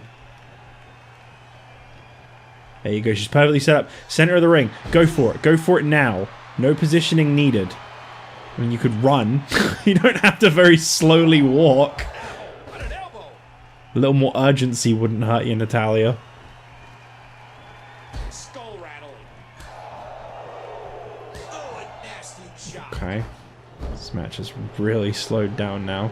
Similar to the World Tag Team title match. We see Beth Phoenix showing off her incredible strength. No one's ever questioned it, but it's there. Not seen a submission hold in a very long time. I stand by my previous statement. Not seen a submission hold at all. I feel like, again, they've just lost. It's like the ladder match from the start of the night. They've just lost the idea of what this match is actually about. It's just gone. They're just like, ah, we'll just hurt each other. That's the match, right? We'll just hurt each other. Go on, do your actual fucking submission finisher, you stupid ass. You fucking stupid ass. Okay, well there you go. Boston Crab. She wouldn't want to use the Glam Slam lock. That's just silly. And Natalya fights back. Still.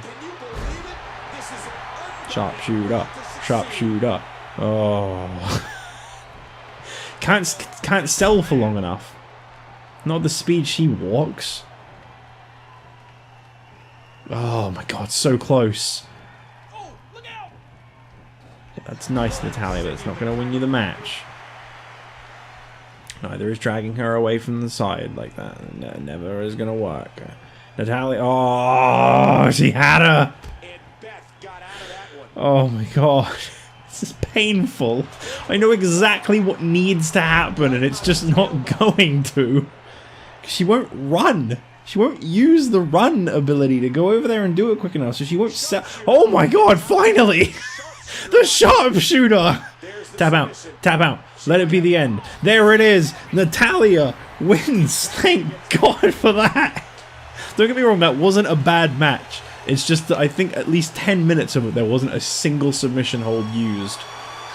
So there you have it.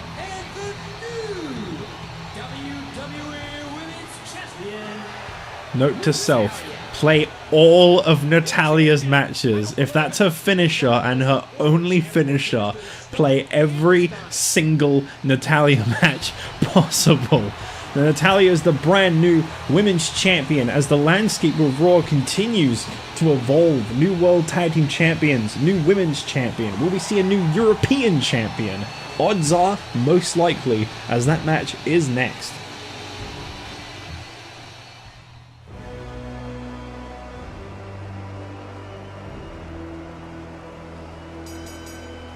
The following contest is a fatal four-way scheduled for one fall. And introducing the challenger, representing the United Kingdom, from Blackpool, England, weighing 240 pounds, Regal.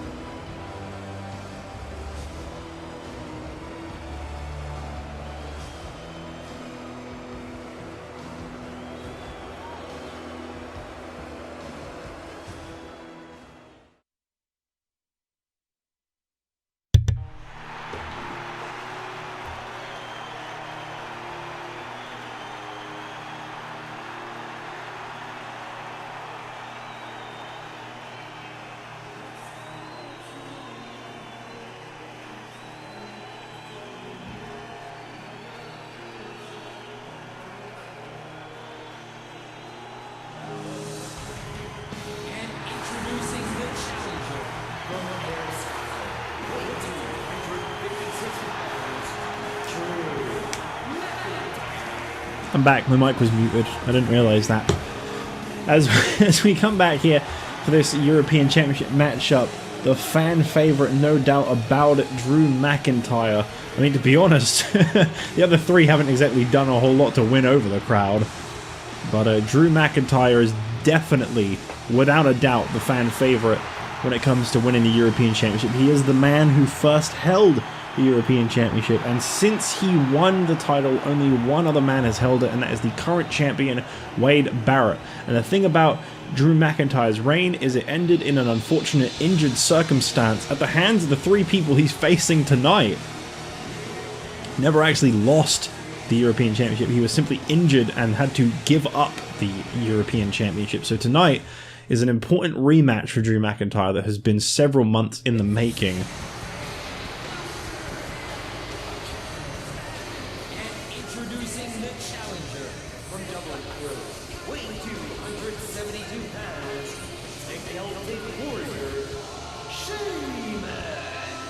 Sheamus gets ready for this championship opportunity. He was fixated at one point on becoming the European champion. He demanded that he got a shot, despite the fact that he was holding the World Heavyweight Championship. To me, that still does not make any sense, but he was insistent that he had that shot. Needed it. Desperately in his mind. So Sheamus here tonight gets the European title shot that he has wanted for so long as well. But one man who has had a very interesting few months is this guy right here, Wade Barrett.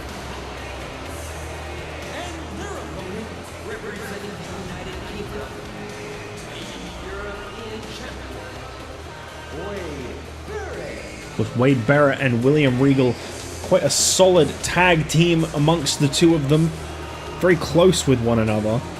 Really struggling to accept the idea of facing off against each other here tonight, at least on the surface. I still stand by what I said before. I think William Regal on the inside, he's salivating a little bit at the idea of competing for the European Championship, his first ever singles opportunity.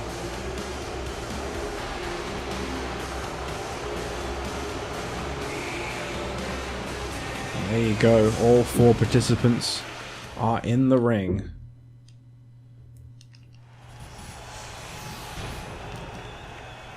European title on the line between these four. My personal favourite to win this match has got to be the Drew McIntyre or Sheamus. And I'm not saying Sheamus in the sense of that I really respect the guy. I'm talking in the sense of like a former world heavyweight champion, still to this day the longest reigning we've had.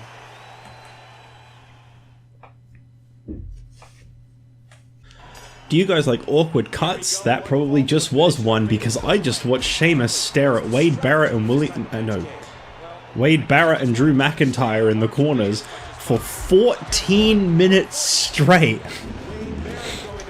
I didn't actually watch it, to be fair. I went and did like several things. I thought, oh, maybe the game will like fix itself at some point.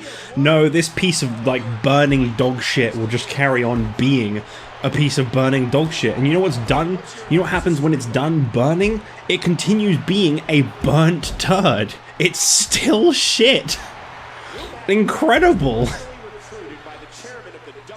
Anyway, yeah, I literally, I just spent a good 14 minutes. I quickly went and grabbed the hot water bottle for Saria.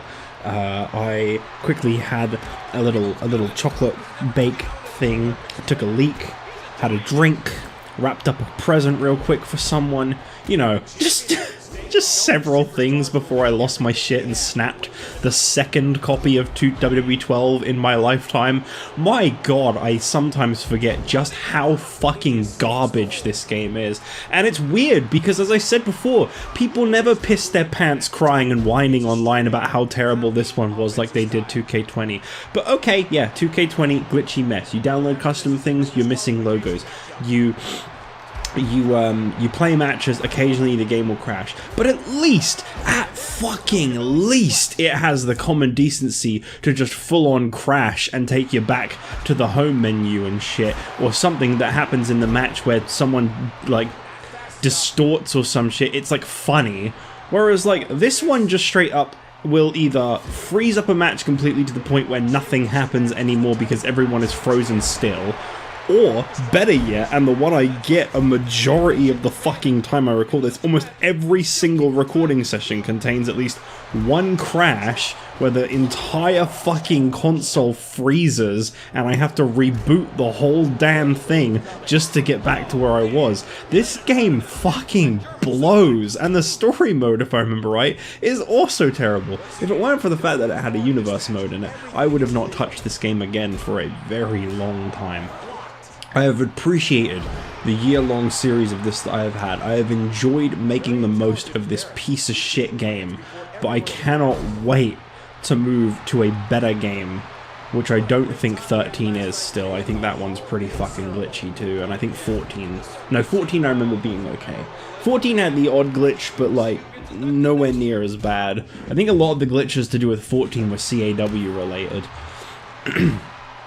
Whereas in this game, you literally can't have two guys doing corner moves at the same time because it will freeze the whole fucking thing. That's what I have learned, and that is ridiculous. Anyway, back to the match. I don't even remember what I was talking about. As I say, there was like 20 minutes in between. It was down to the last 6 on the timer. Because the match had already been going for a while before it froze. I literally begged Sheamus not to eliminate William Regal in the previous tape. Because if he did, then it would have frozen. And he did, and then it did. Incredible stuff. Absolutely incredible.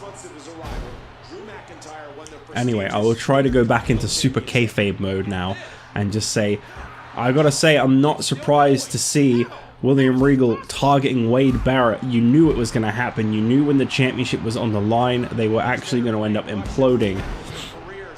Their friendship was only as thick as it felt like it needed to be. Second he got the chance, he turned his back on Barrett. It's all about championships in the business, and that is exactly what William Regal decided right there and then when he did just that. I'm gonna go close a door because I left a door wide open because I'm a fucking idiot.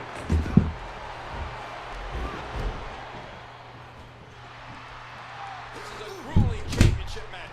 Nobody wants to lose this opportunity. That suplex was picture perfect. 1, 2, here goes Regal. Well, he was the first to go again. I guess it was fate. I never saw anything after him being eliminated, so this is basically where I left off in about 3 minutes less time. Drew McIntyre eliminates William Regal.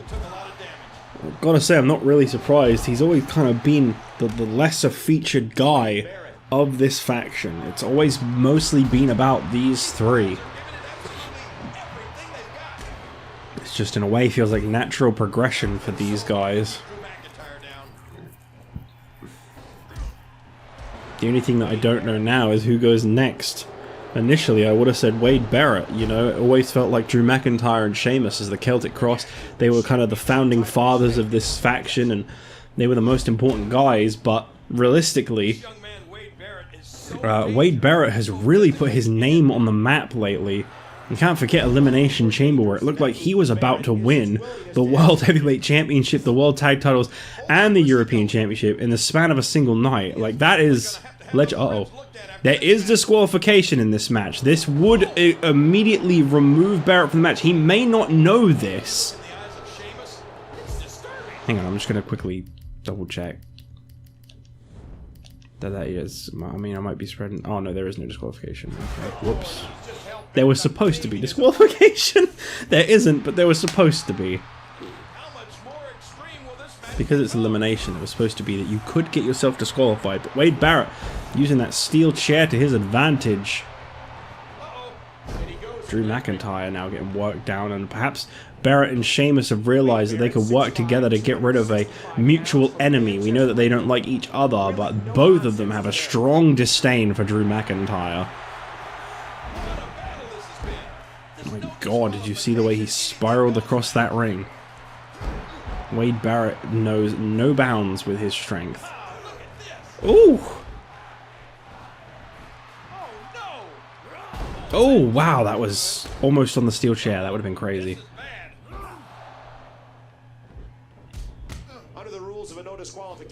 This three-way fight could go on for quite a while. I don't see any of them wanting to break up any pin attempts, though. Drew McIntyre so far eliminating William Regal very quickly into the matchup. I guess he just wasn't quite ready to return from injury after all, as all that would confirm.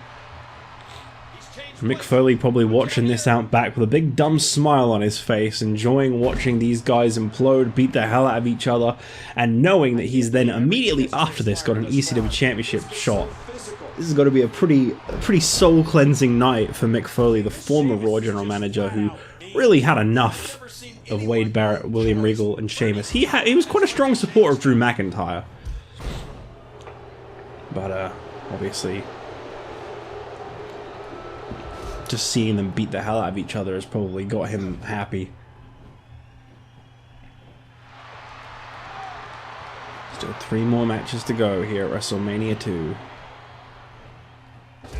This European Championship match feels like it's taken an eternity.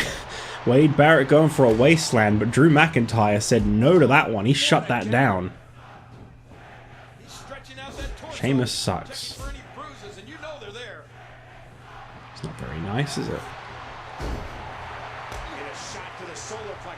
McIntyre got Sheamus up on his shoulder. Sheamus, excellent reversal there. These athletes seem to have tried everything in their Both just trying to get their move off on Drew McIntyre. I've got to say, it's Wade Barrett right now that's looking the most favorable.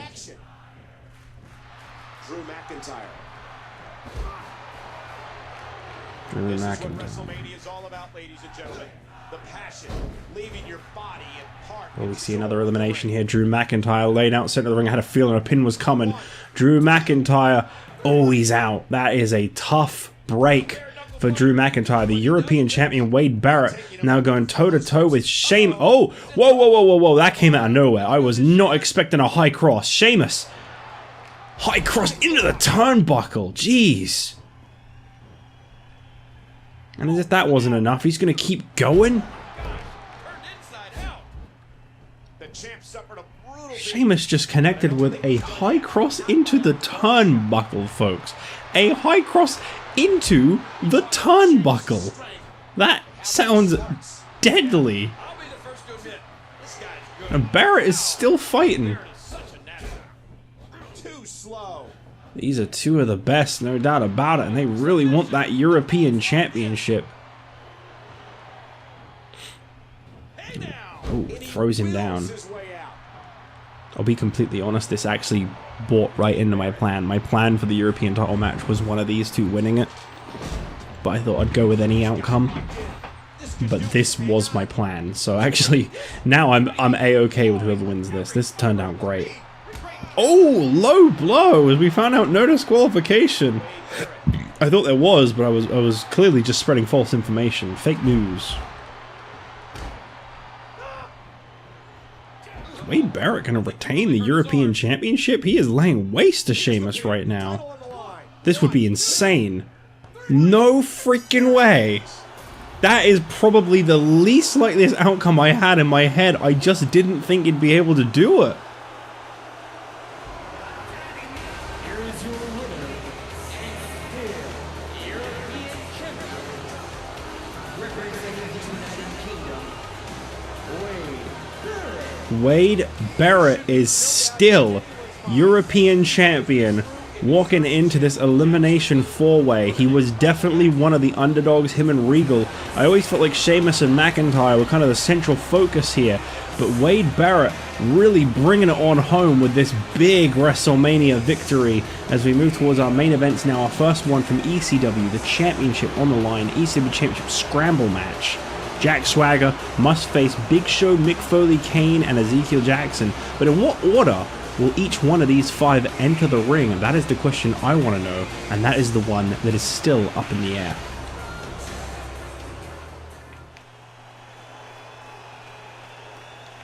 So here are the rules for the championship scramble match. 20-minute time limit on the match. 2 superstars start in the ring, and every 5 minutes, a new superstar enters. The superstar scores a pinfall or submission over another superstar, he becomes the current champion. Whoever is the champion at the end of the 20 minutes becomes the official champion.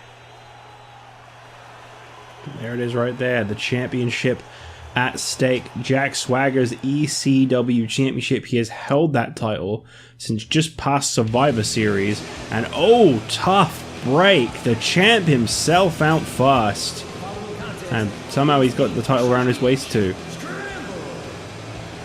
And his score, the ECW Championship.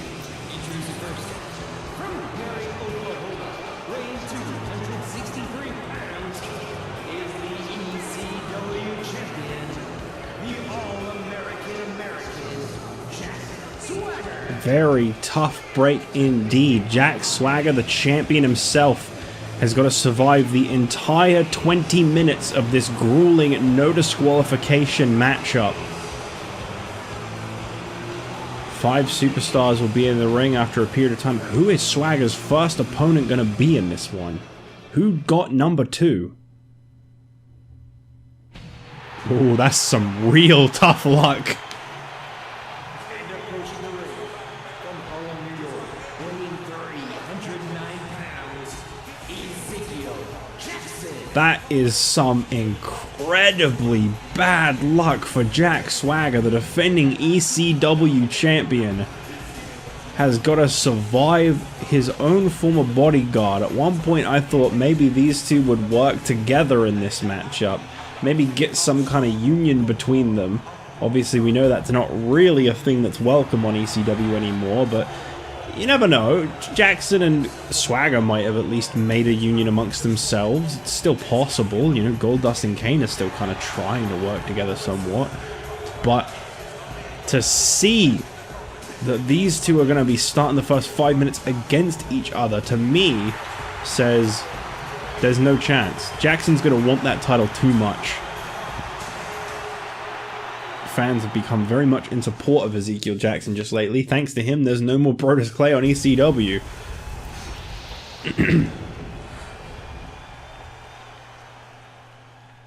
Here we go.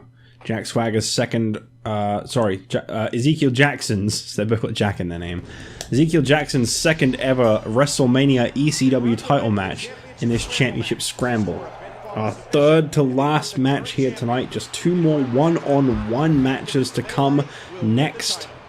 From SmackDown, the next main event, The Undertaker finally returns to the ring. After this Friday's SmackDown's performance against Mark Henry, we're going to see The Undertaker at WrestleMania for the second time as he goes one-on-one with John Cena. What an interesting match that one's going to be. I really don't know who I predict to see coming out on top. Will Ezekiel Jackson be able to pick up that first victory over Swagger in the first 5 minutes? I'll tell you what, there's definitely no loyalty from Jackson to Swagger in this one. That much has now been confirmed as far as I'm concerned. We've still got Mick, Foley, Big Show, and Kane to come in. In a way, I stand by in the Championship Scramble. The last guy in is actually at somewhat of a disadvantage. Yeah, you've got they're all right for the picking. The 4 guys have been facing off for anywhere between 15 and 5 minutes. But you've got 5 minutes to get 1 pinfall on 1 guy when there are 4 other people in the ring. That is a tough challenge for sure. You can come in with as hot of a head of steam as you want, but 5 minutes to get a pinfall on someone and make sure that the other 3 aren't there to break that pinfall up, that's going to be really difficult. Right now, Jackson is at the biggest advantage as far as I'm concerned, because once a 3rd guy is added to the ring, the odds of a pinfall being broken up increase drastically. Well, they become present for a start. There is no one to break up the pinfall during these first 5 minutes. So Jackson definitely has the advantage here tonight and the highest odds of walking out with the ECW title. It's a very interesting one. You've got to go through more. You're going to be more susceptible to getting pinned. Coming out first and second isn't necessarily a bad thing. And obviously with Jack Swagger, he's just got to run out the clock. He's just got to hope in the next 17 minutes and 40 seconds that no one gets a single pinfall or submission. And that makes him still the champion. He doesn't need to pick up a pinfall submission over anyone unless someone else gets one. For the entire time that there is no victory, no one getting any kind of outcome, Swagger is the current champion still. Think of them as like momentary championship matches. They're not officially declared the champion until the time is up, but for that brief moment in time, whoever gets a victory, they are technically the champion. For the next 2 minutes, Jackson is one-on-one in that ring with Jack Swagger, and he needs to capitalize. Swagger looking stressed there for a second. What the hell is this? And Swagger is clearly just trying to run out the clock. There's something very off with his behavior in the ring that's telling me that this guy is trying to just wear out the time. He's not necessarily trying to get too physical with Jackson. He knows Jackson's going to win in that kind of a fight. He's not trying to outsmart Jackson in the sense of like trying to pull off something real technical on him. He's literally, yeah, as I say, he's just trying to wear out the time.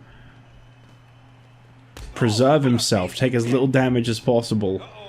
The thing that Swagger maybe doesn't realize is this is false count anywhere, as we're now about to see here. Pinfall attempt from Ezekiel Jackson, and Swagger, I think, just realized it there. He had to kick out.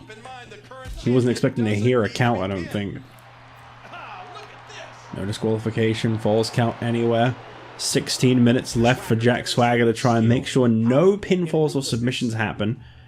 And only 55 seconds remaining until we get our next participant in this match. Will it be Mick Foley, The Big Show, or Kane? I don't know. What I do know is that Kane is definitely the one I fear the most right now after having set Husky Harris on fire just Tuesday night on ECW to even be in this match. I hope we get a pinfall. I'm not really fond of championship scrambles where we don't see any kind of outcomes. But obviously that is just a successful defense for the champion, so I get him.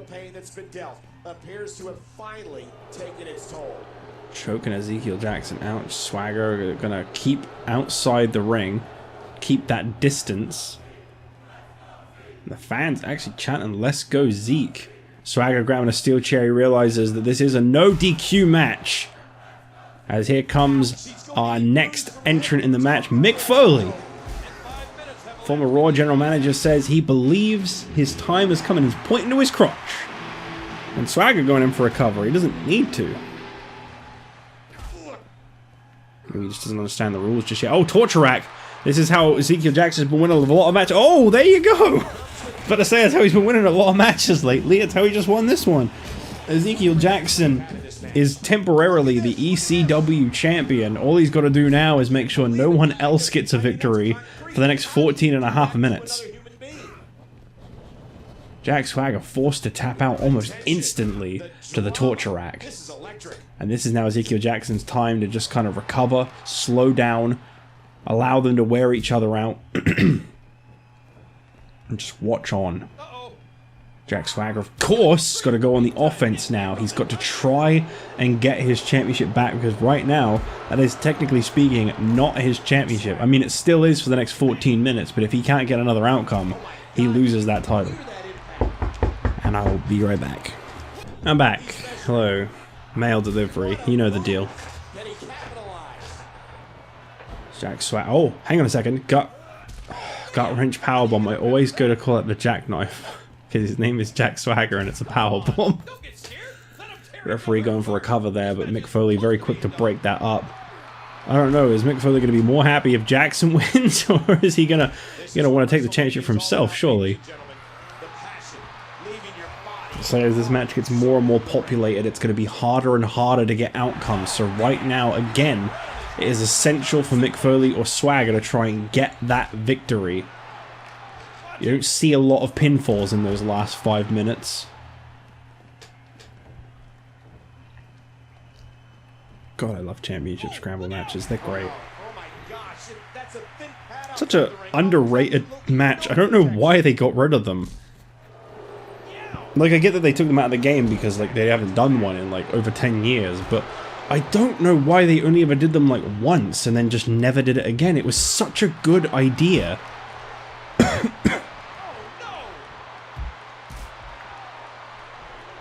Foley going in for the cover here on Jack Swagger. Jackson nowhere in sight. He's not able to break it up. Mick Foley is now the current champion, or the tentative champion is what they call it. And oh my god, I didn't know Foley had that in his moveset. So Ezekiel Jackson and Jack Swagger both no longer the ECW champion. It is now Mick Foley that is temporarily the champion for the next 12 potential minutes. All he's got to do is outlast, survive, win the match. Spin the wheel, make a deal. Is he going to be able to do it? Jackson locking in a submission hold. Submissions are a very good bet. Some say you can get someone to tap out a lot quicker than you can get a 3 count sometimes. I mean, you saw how quick that torture rack submission was that Jackson got out of Swagger. That was fast. Oh man, that was a sick thud when he hit the concrete. Into the corner goes Jack Swagger and Mick Foley with a big clothesline, just flattening Swagger. And Ezekiel Jackson going to try and nab the championship by pinning Swagger right in front of Foley. It doesn't work like that, I'm afraid, Mr. Jackson. Mick Foley is on a tear right now. He's keeping that title nice and secure. Here's another cover attempt. No. Watch out here. He's feeling the side of his face here, Michael. Well, from what we've seen, he could very well have a fractured jaw. We're about to see another entrant in the next minute. Will it be the Big Show or Kane? As I said before, I feel like whoever comes out last is at quite a bit of a disadvantage. The whole time it's an even number, you're at a bit of an advantage in a way because there's no one to possibly break up your pin. Like say Kane comes out next and Mick Foley and Kane are fighting it out while Swagger goes for a pin on Jackson. Swagger's likely to get that pin because Foley and Kane are preoccupied with each other. But when you get that 5th extra guy, when there's an odd number and you can't have 3 people fighting at the same time with each other, otherwise it ends up a little bit like this. That's when it gets really hard. So I'd say number 5 is probably at the biggest disadvantage in this one, to be completely honest.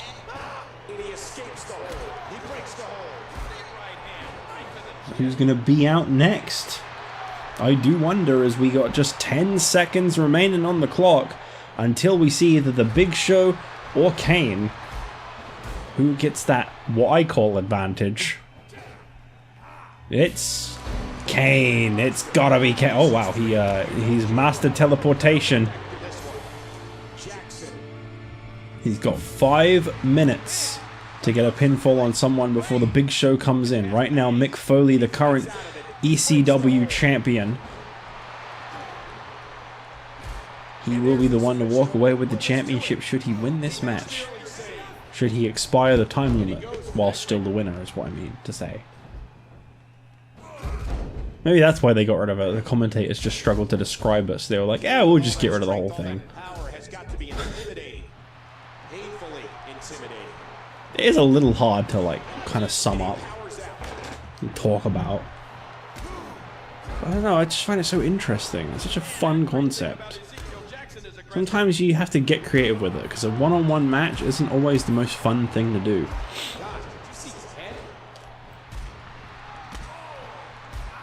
ECW's finest really on display in this one, and the champion of champions, the Big Show, is still to come out in just 8 minutes 50 seconds. As I say, it's quite a disadvantage to have. And Kane, ooh, almost snuck a pinfall victory over Ezekiel Jackson there. Almost. Not quite enough, but very, very close. Mick Foley rolling up Ezekiel Jackson. Of course, no pinfalls required for Mick Foley as he is the current champion. Well, tentative champion. Not the current champion, that's Jack Swagger. Foley choking out Ezekiel Jackson with Mr. Socko, but the whole time he's not looking. Yeah, there you go. Foley realizing the delicacy of this match now, I think. Can't waste time using Mr. Socko. You gotta look at what your opponents are doing. And Kane right now is laying in to the current reigning ECW champ. Uh-oh. Foley could tap out. Foley could tap out. The torture rack is a devastating move, but Kane very quick to stop that one. Good on him. Foley and Kane still looking very fresh, whereas you can tell the last 12 minutes are really starting to take their toll on Ezekiel Jackson and Jack Swagger. They are becoming easier and easier targets to go for victories on. gut-wrench powerbomb by Jack Swagger on Kane. Doesn't even dare try to go for a pin off of it, though. He knows he hasn't worn out Kane enough yet. Said before, never underestimate Jack Swagger. He could pull off the upset tonight and walk out with that championship. Side suplex brings Swagger down. That was quite slow. Oh, Kane. Uh-oh. Kane, big choke slam from hell on Ezekiel Jackson. And here's the cover from Kane. Swagger right next to the pin. He's got to break that up, surely, yeah. 2 more minutes. Okie dokie. 2 more minutes and we get the Big Show in the ring. This match is then complete for the last 5 minutes. All 5 facing off. A minute for every person. Michael. Jack Swagger going in for the cover on Mick Foley. Jackson's got a real... Oh, never mind. Foley kicking out all by himself. Foley hasn't taken a lot of damage in this match. He's actually been pretty damn in control. Full Nelson locked in. Okay, there you go. Nice move by Foley to break that one up. He's been the champion for a pretty long amount of time, actually. Foley has secured this match for, I think, at least kind of the last 5 or 6 minutes. It was still a triple threat situation, I believe, when he got the victory. No other results have happened since Kane came out. Say, it just gets a little too chaotic. If they could fight on the outside as well, that'd be great, but they don't always have that common sense. Mick Foley and Kane just ceremoniously circle Jack Swagger and Ezekiel Jackson.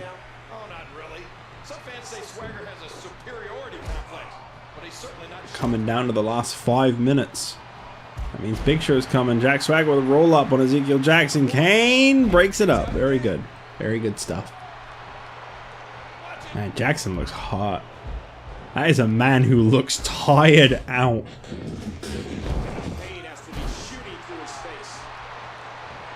Kane going into the cover on Swagger. Jackson and Foley don't realize. Just about. I swear, sometimes it's once the referee starts pounding on the mat that they even notice. 10 more seconds. Here comes the Big Show now. There he is. It's the Big Show. The final entrant in the championship scramble defeated Jack Swagger in a non-title match just 5 days ago on ECW. He's at the biggest disadvantage in this matchup. And Foley with the Socko again. How many times is Jackson going to have to deal with that? Yeah, you ain't going to make Big Show tap out, Kane. He only just got in the ring. I'd say it'd be wise to take a fight to the outside right now, in my opinion. The whole time all 5 are fighting in the ring, you ain't ever going to see an outcome. But if you can take your opponent to the outside, try to get a count whilst the falls count anywhere stipulation applies, that, in my opinion, is a good move. And Big Show going straight into the cover here on Jackson and breaks it up. We saw a gut-wrench powerbomb from Swagger on Foley, but that was not enough. No. He did not go for the pin, and that was why it was not enough.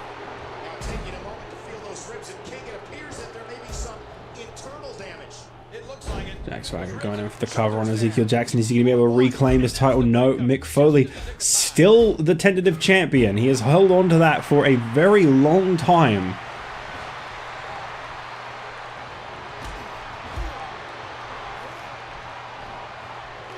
I think Foley's got this in the bag. We've got 3.5 minutes to see someone get a victory, and I just don't know that we're going to. Oh, hang on, this could be it. Big Show, I cannot even believe the strength of Ezekiel Jackson and how that guy on his shoulders, but Kane was able to break that up. Say it's going to be really tough. There's too many people in the ring now. Jack Swagger with a pin attempt on Mick Foley, and Big Show just barely broke that up. Swagger almost got back his ECW title. Oh, Foley, there is no pinfalls for you, mister. You are the champion right now, technically speaking.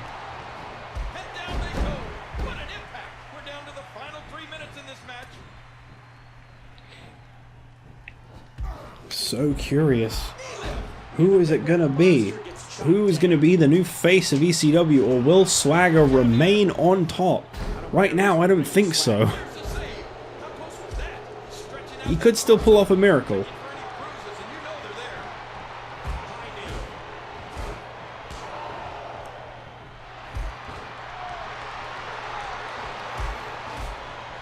So much back and forth competition going on inside the... Oh, Jackson, you almost had the right idea there. You almost took him outside. Oh, Kane. My God, this would be crazy. Okay, fair enough. What a counter. 7 feet. Nearly 500 pounds. The world's largest athlete, the Big Show. Kane! Holy shit! Tombstone on the Undertaker. Kane going in for the pin attempt. Jack Swagger is just a free man. He's standing right there. Swagger, what are you doing? Okay, there you go. And another Mr. Socko for Jackson. That poor guy has had so many socks in his mouth. And there's the technique of a 2-time All-American. Been a great time to have comboed that into a pin there, Swagger. And oh wow, gut wrench power bomb on Kane.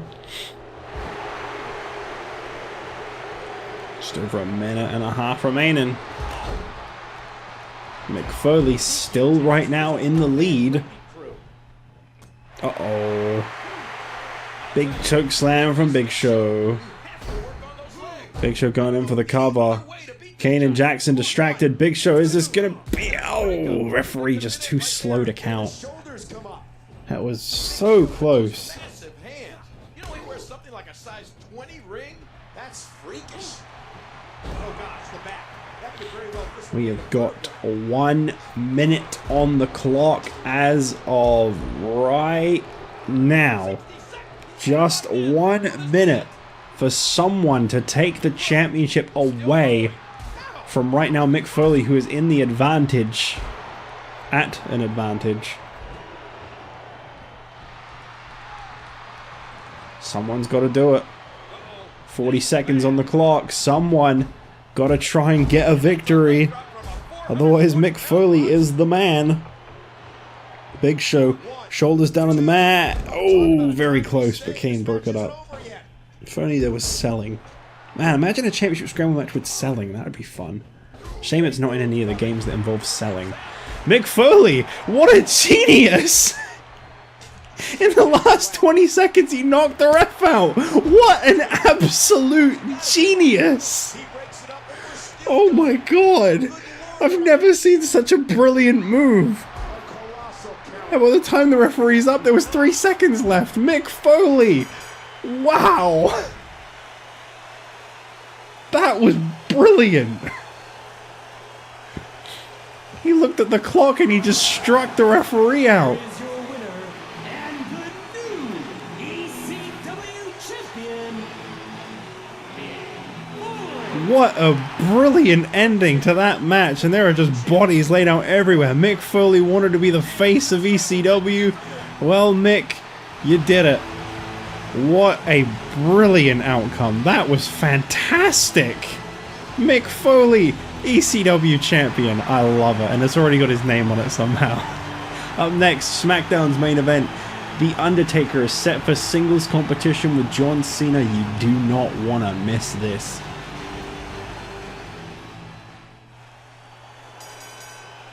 is about set for one fall.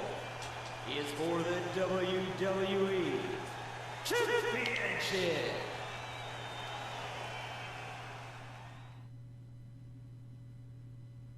This one has been a very long time in the making. As I say, I believe... I'm going to fact check that now. Why not? I've been talking about it all the way on the road to WrestleMania. I believe this runs as deep as Fatal 4-Way. If my keyboard were just fucking right. My God, I need to get an ad blocker on my phone. Every time an ad loads in, it just messes up what I'm writing, and it's like, yeah, but there's so fucking many. I believe it was the WWE title match.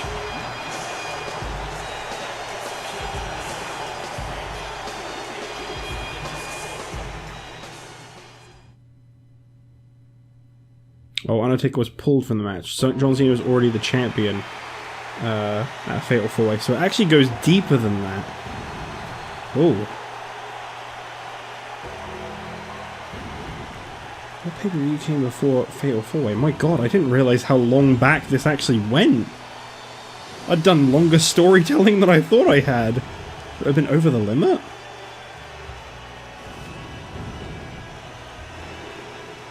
Yeah. My God, this goes all the way back to May of last year, over the limit. Well, I've been saying May, so at least I got that part right.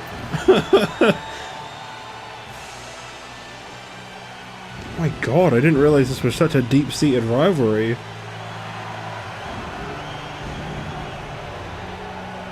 It was initially supposed to be a one-on-one match between Undertaker and Christian back at Over the Limit 2010 and the end of May, which we are 1 month from an entire year away from. John Cena took out Undertaker, he injured him, and then as Undertaker was supposed to return to the ring and face Cena in the four-way matchup, the fatal four-way, there was a freak injury once again. He clearly wasn't recovered yet from his return from the attack from Cena. Stone Cold Steve Austin, which of course we've already covered now. Undertaker has crossed off every single man on his list in his quest to capture what he feels is rightfully his, the WWE Championship. There is one person left, and that man is holding the title that he wants. That is the man that started all of this 11 months ago at Over the Limit. I cannot believe how long of a story this is. Even I didn't realize it. Even I underestimated how long this one had been running for. That's what it's about, the WWE Championship.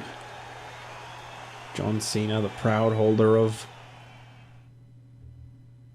Definitely a different man than he was back when he attacked The Undertaker. From Death Valley, weighing 299 pounds, The Undertaker! Yeah, Undertaker, yeah. And his opponent, from West Newbury, Massachusetts, weighing 240 pounds, is the WWE Champion, John Cena! Do the Cena pose. There it is. He's just being himself. Can't wait for Brock Lesnar to directly imitate that. Last year at WrestleMania 1, The Undertaker suffered a loss at the hands of Randy Orton inside Hell in a Cell. It haunted him.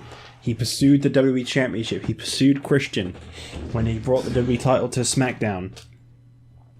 Fast forward to now, John Cena and The Undertaker one-on-one at WrestleMania. At long last, this match has taken place, and we have seen nothing but head game after head game from The Undertaker. He has been obsessed with how he wants to destroy John Cena. Cole, calm down. It's been 30 seconds. Cole, calm down. Cena with a brilliant reversal there, throwing Undertaker out of the ring. This big-time WWE Championship matchup. Perhaps one of the most important matches that championship has ever seen. And of course, it comes with no question that The Undertaker is going to want to lay waste to John Cena from every angle of the arena tonight. Uh-oh. Uh-oh.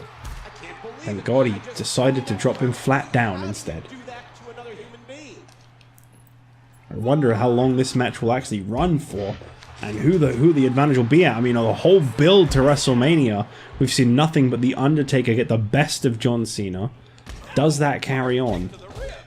Right now, Cena is getting pummeled by The Undertaker.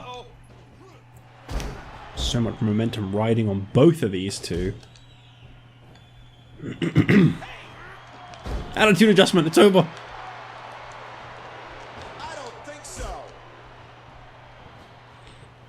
Undertaker just slowly stalking over to the corner. Gonna connect with the snake eyes. Got him. Love it. Love a good missed move.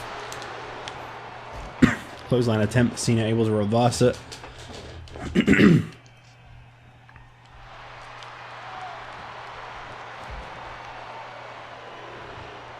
Up onto the top rope goes John Cena.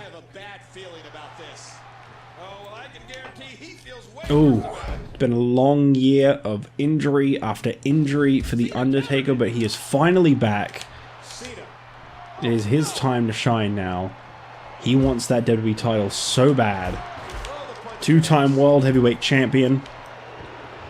Would be the first man in history to have held both the World Heavyweight and WWE Championships. And he brings his leg crashing down. 3.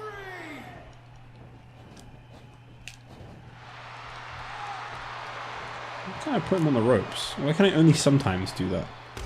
I don't understand. Undertaker backing up as he charges in with a clothesline.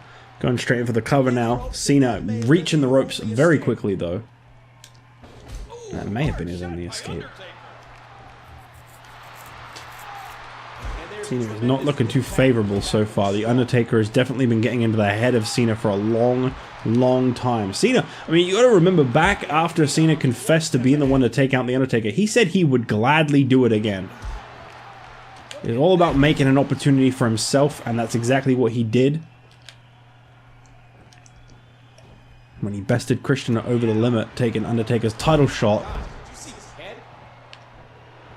As I say, this is actually Undertaker's first WWE Championship match, I believe, ever. I don't think he's ever had a shot at the WWE title. First world title match since WrestleMania of last year when he lost the World Heavyweight Championship to Randy Orton. He does it again. Intercepted. John Cena, of course, is made of flesh and blood, like you or me. He can be hurt. He can be defeated. Well, he may be made of flesh and blood, but he's completely unlike you and me, Michael. There's unquestionably something special about John Cena. Yeah. Nice reversal. Yeah, sure. A great reversal by Cena.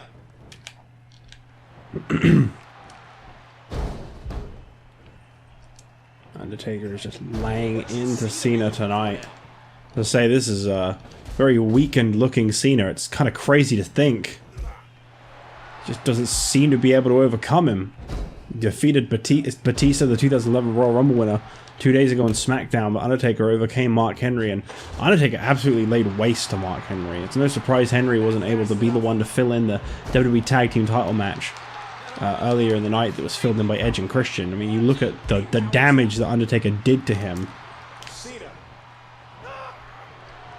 Not good Lord, what crippling force off that slam. There it is. I'm trying to do that for a while now.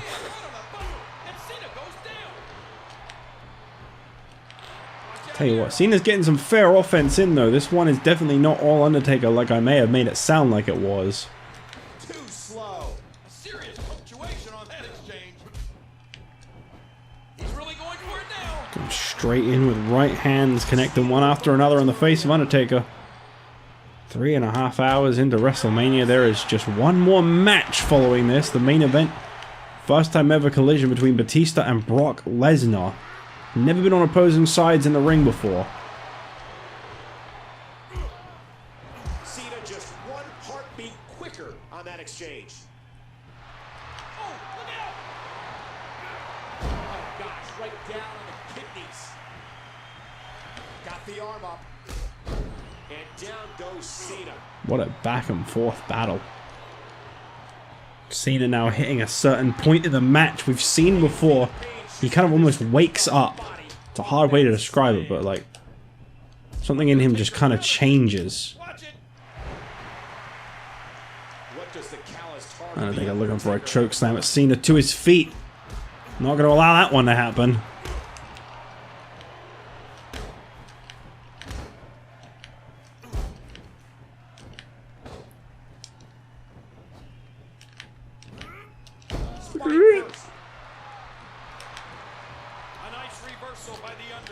Oh, got him.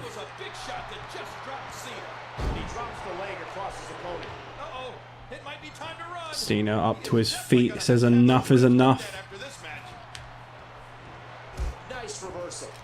Undertaker, what the hell is this? Oh, crowned him. And Undertaker measuring up Cena. Oh, whoa, whoa, whoa, whoa. Got him up on his shoulders. Tombstone pile driver.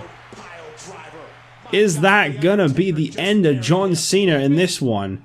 WWE title on the line. Yes! Just like that, The Undertaker has returned He's crossed every name off his list, and he has won what he felt was rightfully his for 11 long months. And he is completely breaking character right now. Dial it back, buddy. Dial it back. Just take it easy. I know you won. I know. It's very exciting. Calm down. Calm down. You're character. Undertaker, character. Just do the thing with your knee and you raise it up and you stick your tongue out. Do it. Character, Undertaker. Jesus. Undertaker is the new WWE Champion as WrestleMania draws closer and closer to the end. I gotta say, I felt this was coming. I felt John Cena's time was up. But what can I say? The Undertaker did everything he set himself out to do. Just one match left on the show now. The World Heavyweight Championship on the line. Brock Lesnar and Batista. The 2011 Royal Rumble victory. Batista leads all the way to this. It is do or die for Batista in his eyes, and he must overcome Brock Lesnar tonight.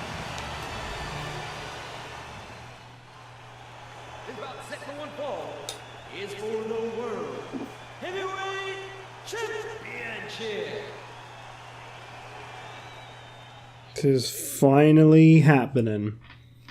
WrestleMania comes to a close in a very, very big way. Batista has had shot after shot after shot at the World Heavyweight Championship, but similar to actually the Undertaker's situation, Batista has been screwed time and time and time again out of the World Heavyweight Championship. And he says, I'm not quite sure what he means by this, but he says tonight it is do or die. He has been saying all year long that he needs just one shot to prove himself as the World Heavyweight Champion. One shot to get right on top of the food chain, and all he needs is that one shot to have no interferences, no screw-overs, nothing. Just a clean one-on-one match, no pre-match attacks, nothing. He wants a fair shot at a World Heavyweight title, something that, believe it or not, he's had several shots in the last year, but he really has never had anything that hasn't involved some kind of screwy start or finish or interference midway. Batista has never had a clean one-on-one World Heavyweight Championship match. This is finally it for him. But that is pretty much the final boss of professional wrestling as far as I'm concerned. Brock Lesnar is not someone that most people would sign up and go, yeah, I want a shot at you. But Batista said he wanted to beat the best. He wanted to prove that his time has come, and he really will capture his second World Heavyweight Championship. Quickly see if I can find like the history of like the World Heavyweight Championship main events and how Batista was genuinely screwed in every single one of them. Exclusively the World Heavyweight title, I should probably add, though, not the WWE title, because I know he fought for that once or twice when it was on Raw. I'm trying to see, like...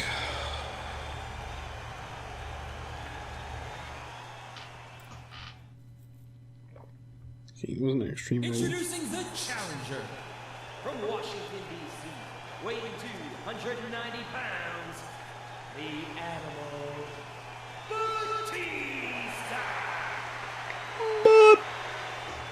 And his opponent from Minneapolis, Minnesota, weighing 295 pounds, is the World Heavyweight Champion, Brock Lesnar. For Batista, it was back at Fatal 4-Way, just 1 month after the Undertaker story started. He won the World Heavyweight Championship from Jack Swagger, Randy Orton, Kevin Nash in a big 4-way.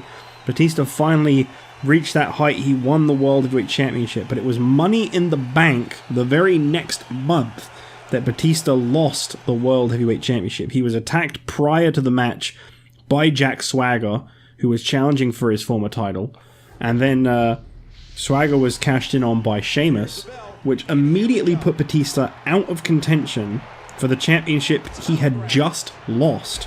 He managed to fight his way up into a match at SummerSlam. However, prior to the match, Batista I believe he was attacked, if I'm not mistaken, and that was a championship scramble match. Oh yeah, that's right. It was supposed to be a one-on-one match between Batista and Sheamus. However, it was last-minute changed to a championship scramble match, in which it was heavily played in the favor of Sheamus, who ended up retaining the championship in that match. Then came Night of Champions, where, simply put, Sheamus just attacked Batista prior to the match to ensure that he would come out on top and keep his championship. And I believe after that he was either out of contention or he had one more shot. Yeah, Hell in a Cell, I think he had one more. Yeah, and that was when the Undertaker got involved. And that immediately, once again, pushed Batista out of contention. Bragging rights happened, which wasn't about, you know, fighting for the championship. And Survivor Series, by that point, Batista was told he could no longer face off for the World Heavyweight Championship. So he has spent a very long time trying his damnedest to get near that championship again, to try and get an opportunity that doesn't involve someone's interference. And now finally here it is, Brock Lesnar and Batista one-on-one, two absolute beasts. I mean, the beast versus the animal. It writes itself. I just don't know which one of these two is going to come out with the World Heavyweight Championship. I'm so curious to see how exactly a match between these two plays out. Right now it's Brock on the offense, and that is the only issue Batista is going to have, is the man he is up against is someone not to be taken lightly. He is someone absolutely to be feared. Brock Lesnar has done some incredible stuff already as World Heavyweight Champion. He's won handicap matches. He's the only man in history to survive the Elimination Chamber with his championship intact. Even openly defended his championship 6 days ago against Edge on Raw, just to come forward here tonight and face Batista. Brock doesn't back down from any challenges. He looked Batista square in the eyes and he signed that contract 6 days ago on Raw. He was not afraid at all at the idea of facing Batista tonight. Batista at one point was actually the only man to have ever defeated Sheamus during the time he was holding the World Heavyweight Championship for quite a long time, and that was what made Batista such a believable contender for the championship. Unfortunately, she never really got near the title. Never really got near winning the title when it came down to a championship match, as Sheamus would always make sure that something went wrong for Batista. And he has a... Oh, okay, I thought we were going to go for a side suplex. Batista just showing off that strength of his now. In some people's vision, this is exactly what wrestling is all about. Just two absolute animals wailing on each other. You're not going to get a technical dream between these guys. It's not going to be fast or flashy. But what it is going to be is very hard-hitting. Look at that strength. Brock Lesnar lifting Batista up, slams him down. Incredible ease. Picks Lesnar up again, and... I mean, picks Batista up again. Lesnar, fisherman suplex. We've seen enough of those from Beth Phoenix for one night, thank you very much.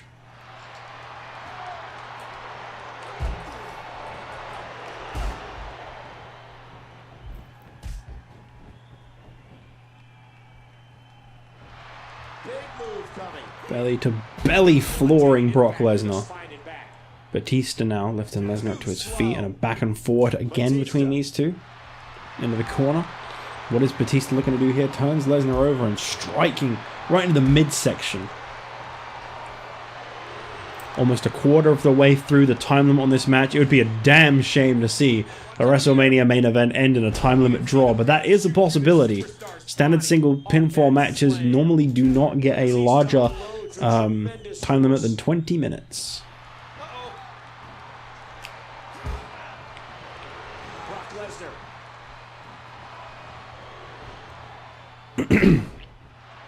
Brock just slamming Batista down, and Batista turning that around again. I've got to say, these two seem very evenly matched so far. I haven't really seen either side look more favorable than the other. Ooh. Crashing down to the center of the ring, and the back and forward continues again. We've seen two new world champions tonight. Mick Foley, the new face of Tuesday Night ECW, and Undertaker, the new face of SmackDown with the WWE Championship. Odds are definitely in Batista's favor in terms of like statistics, but statistics only get you so far. Oh, look at this. We've seen a lot of new champions crowned tonight at WrestleMania, though. Tyson Kidd, the new light heavyweight champion. Immediately forgets every other match that happened. Christian and Edge, the new WWE Tag Team Champions. The Road Warriors, the new World Tag Team Champions. Natalya, the new Women's Champion. And I believe that would then also be Jack Swagger and Undertaker as the new ECW and WWE Champions.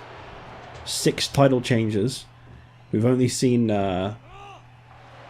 Randy Orton retain his Hardcore Championship, John Morrison retain his Intercontinental, and Wade Barrett retain the European Championship. Only 3 champions have managed to keep their titles tonight, so Brock Lesnar could make it 4, but right now I've got to say Batista is lying into him. Brock Lesnar is actually flat down on the mat. That is not a sight you see too often. This could do it. Lesnar turning around, kicking Batista off. What sheer determination. Haven't really seen quite any of those big moves from either of these two yet. Neither feels they've really done enough to put the other away, clearly. Brock Lesnar now going in for that big German suplex. He wrenches the arm back today. He's showing a little bit of mercy. He hasn't quite spent as much time punching the face of someone as he normally would. And pin attempt there, Batista's boot caught under the rope. Fez press from Batista as he goes in for the cover on Brock Lesnar. Please, for the love of God, don't let that be it. Thank you.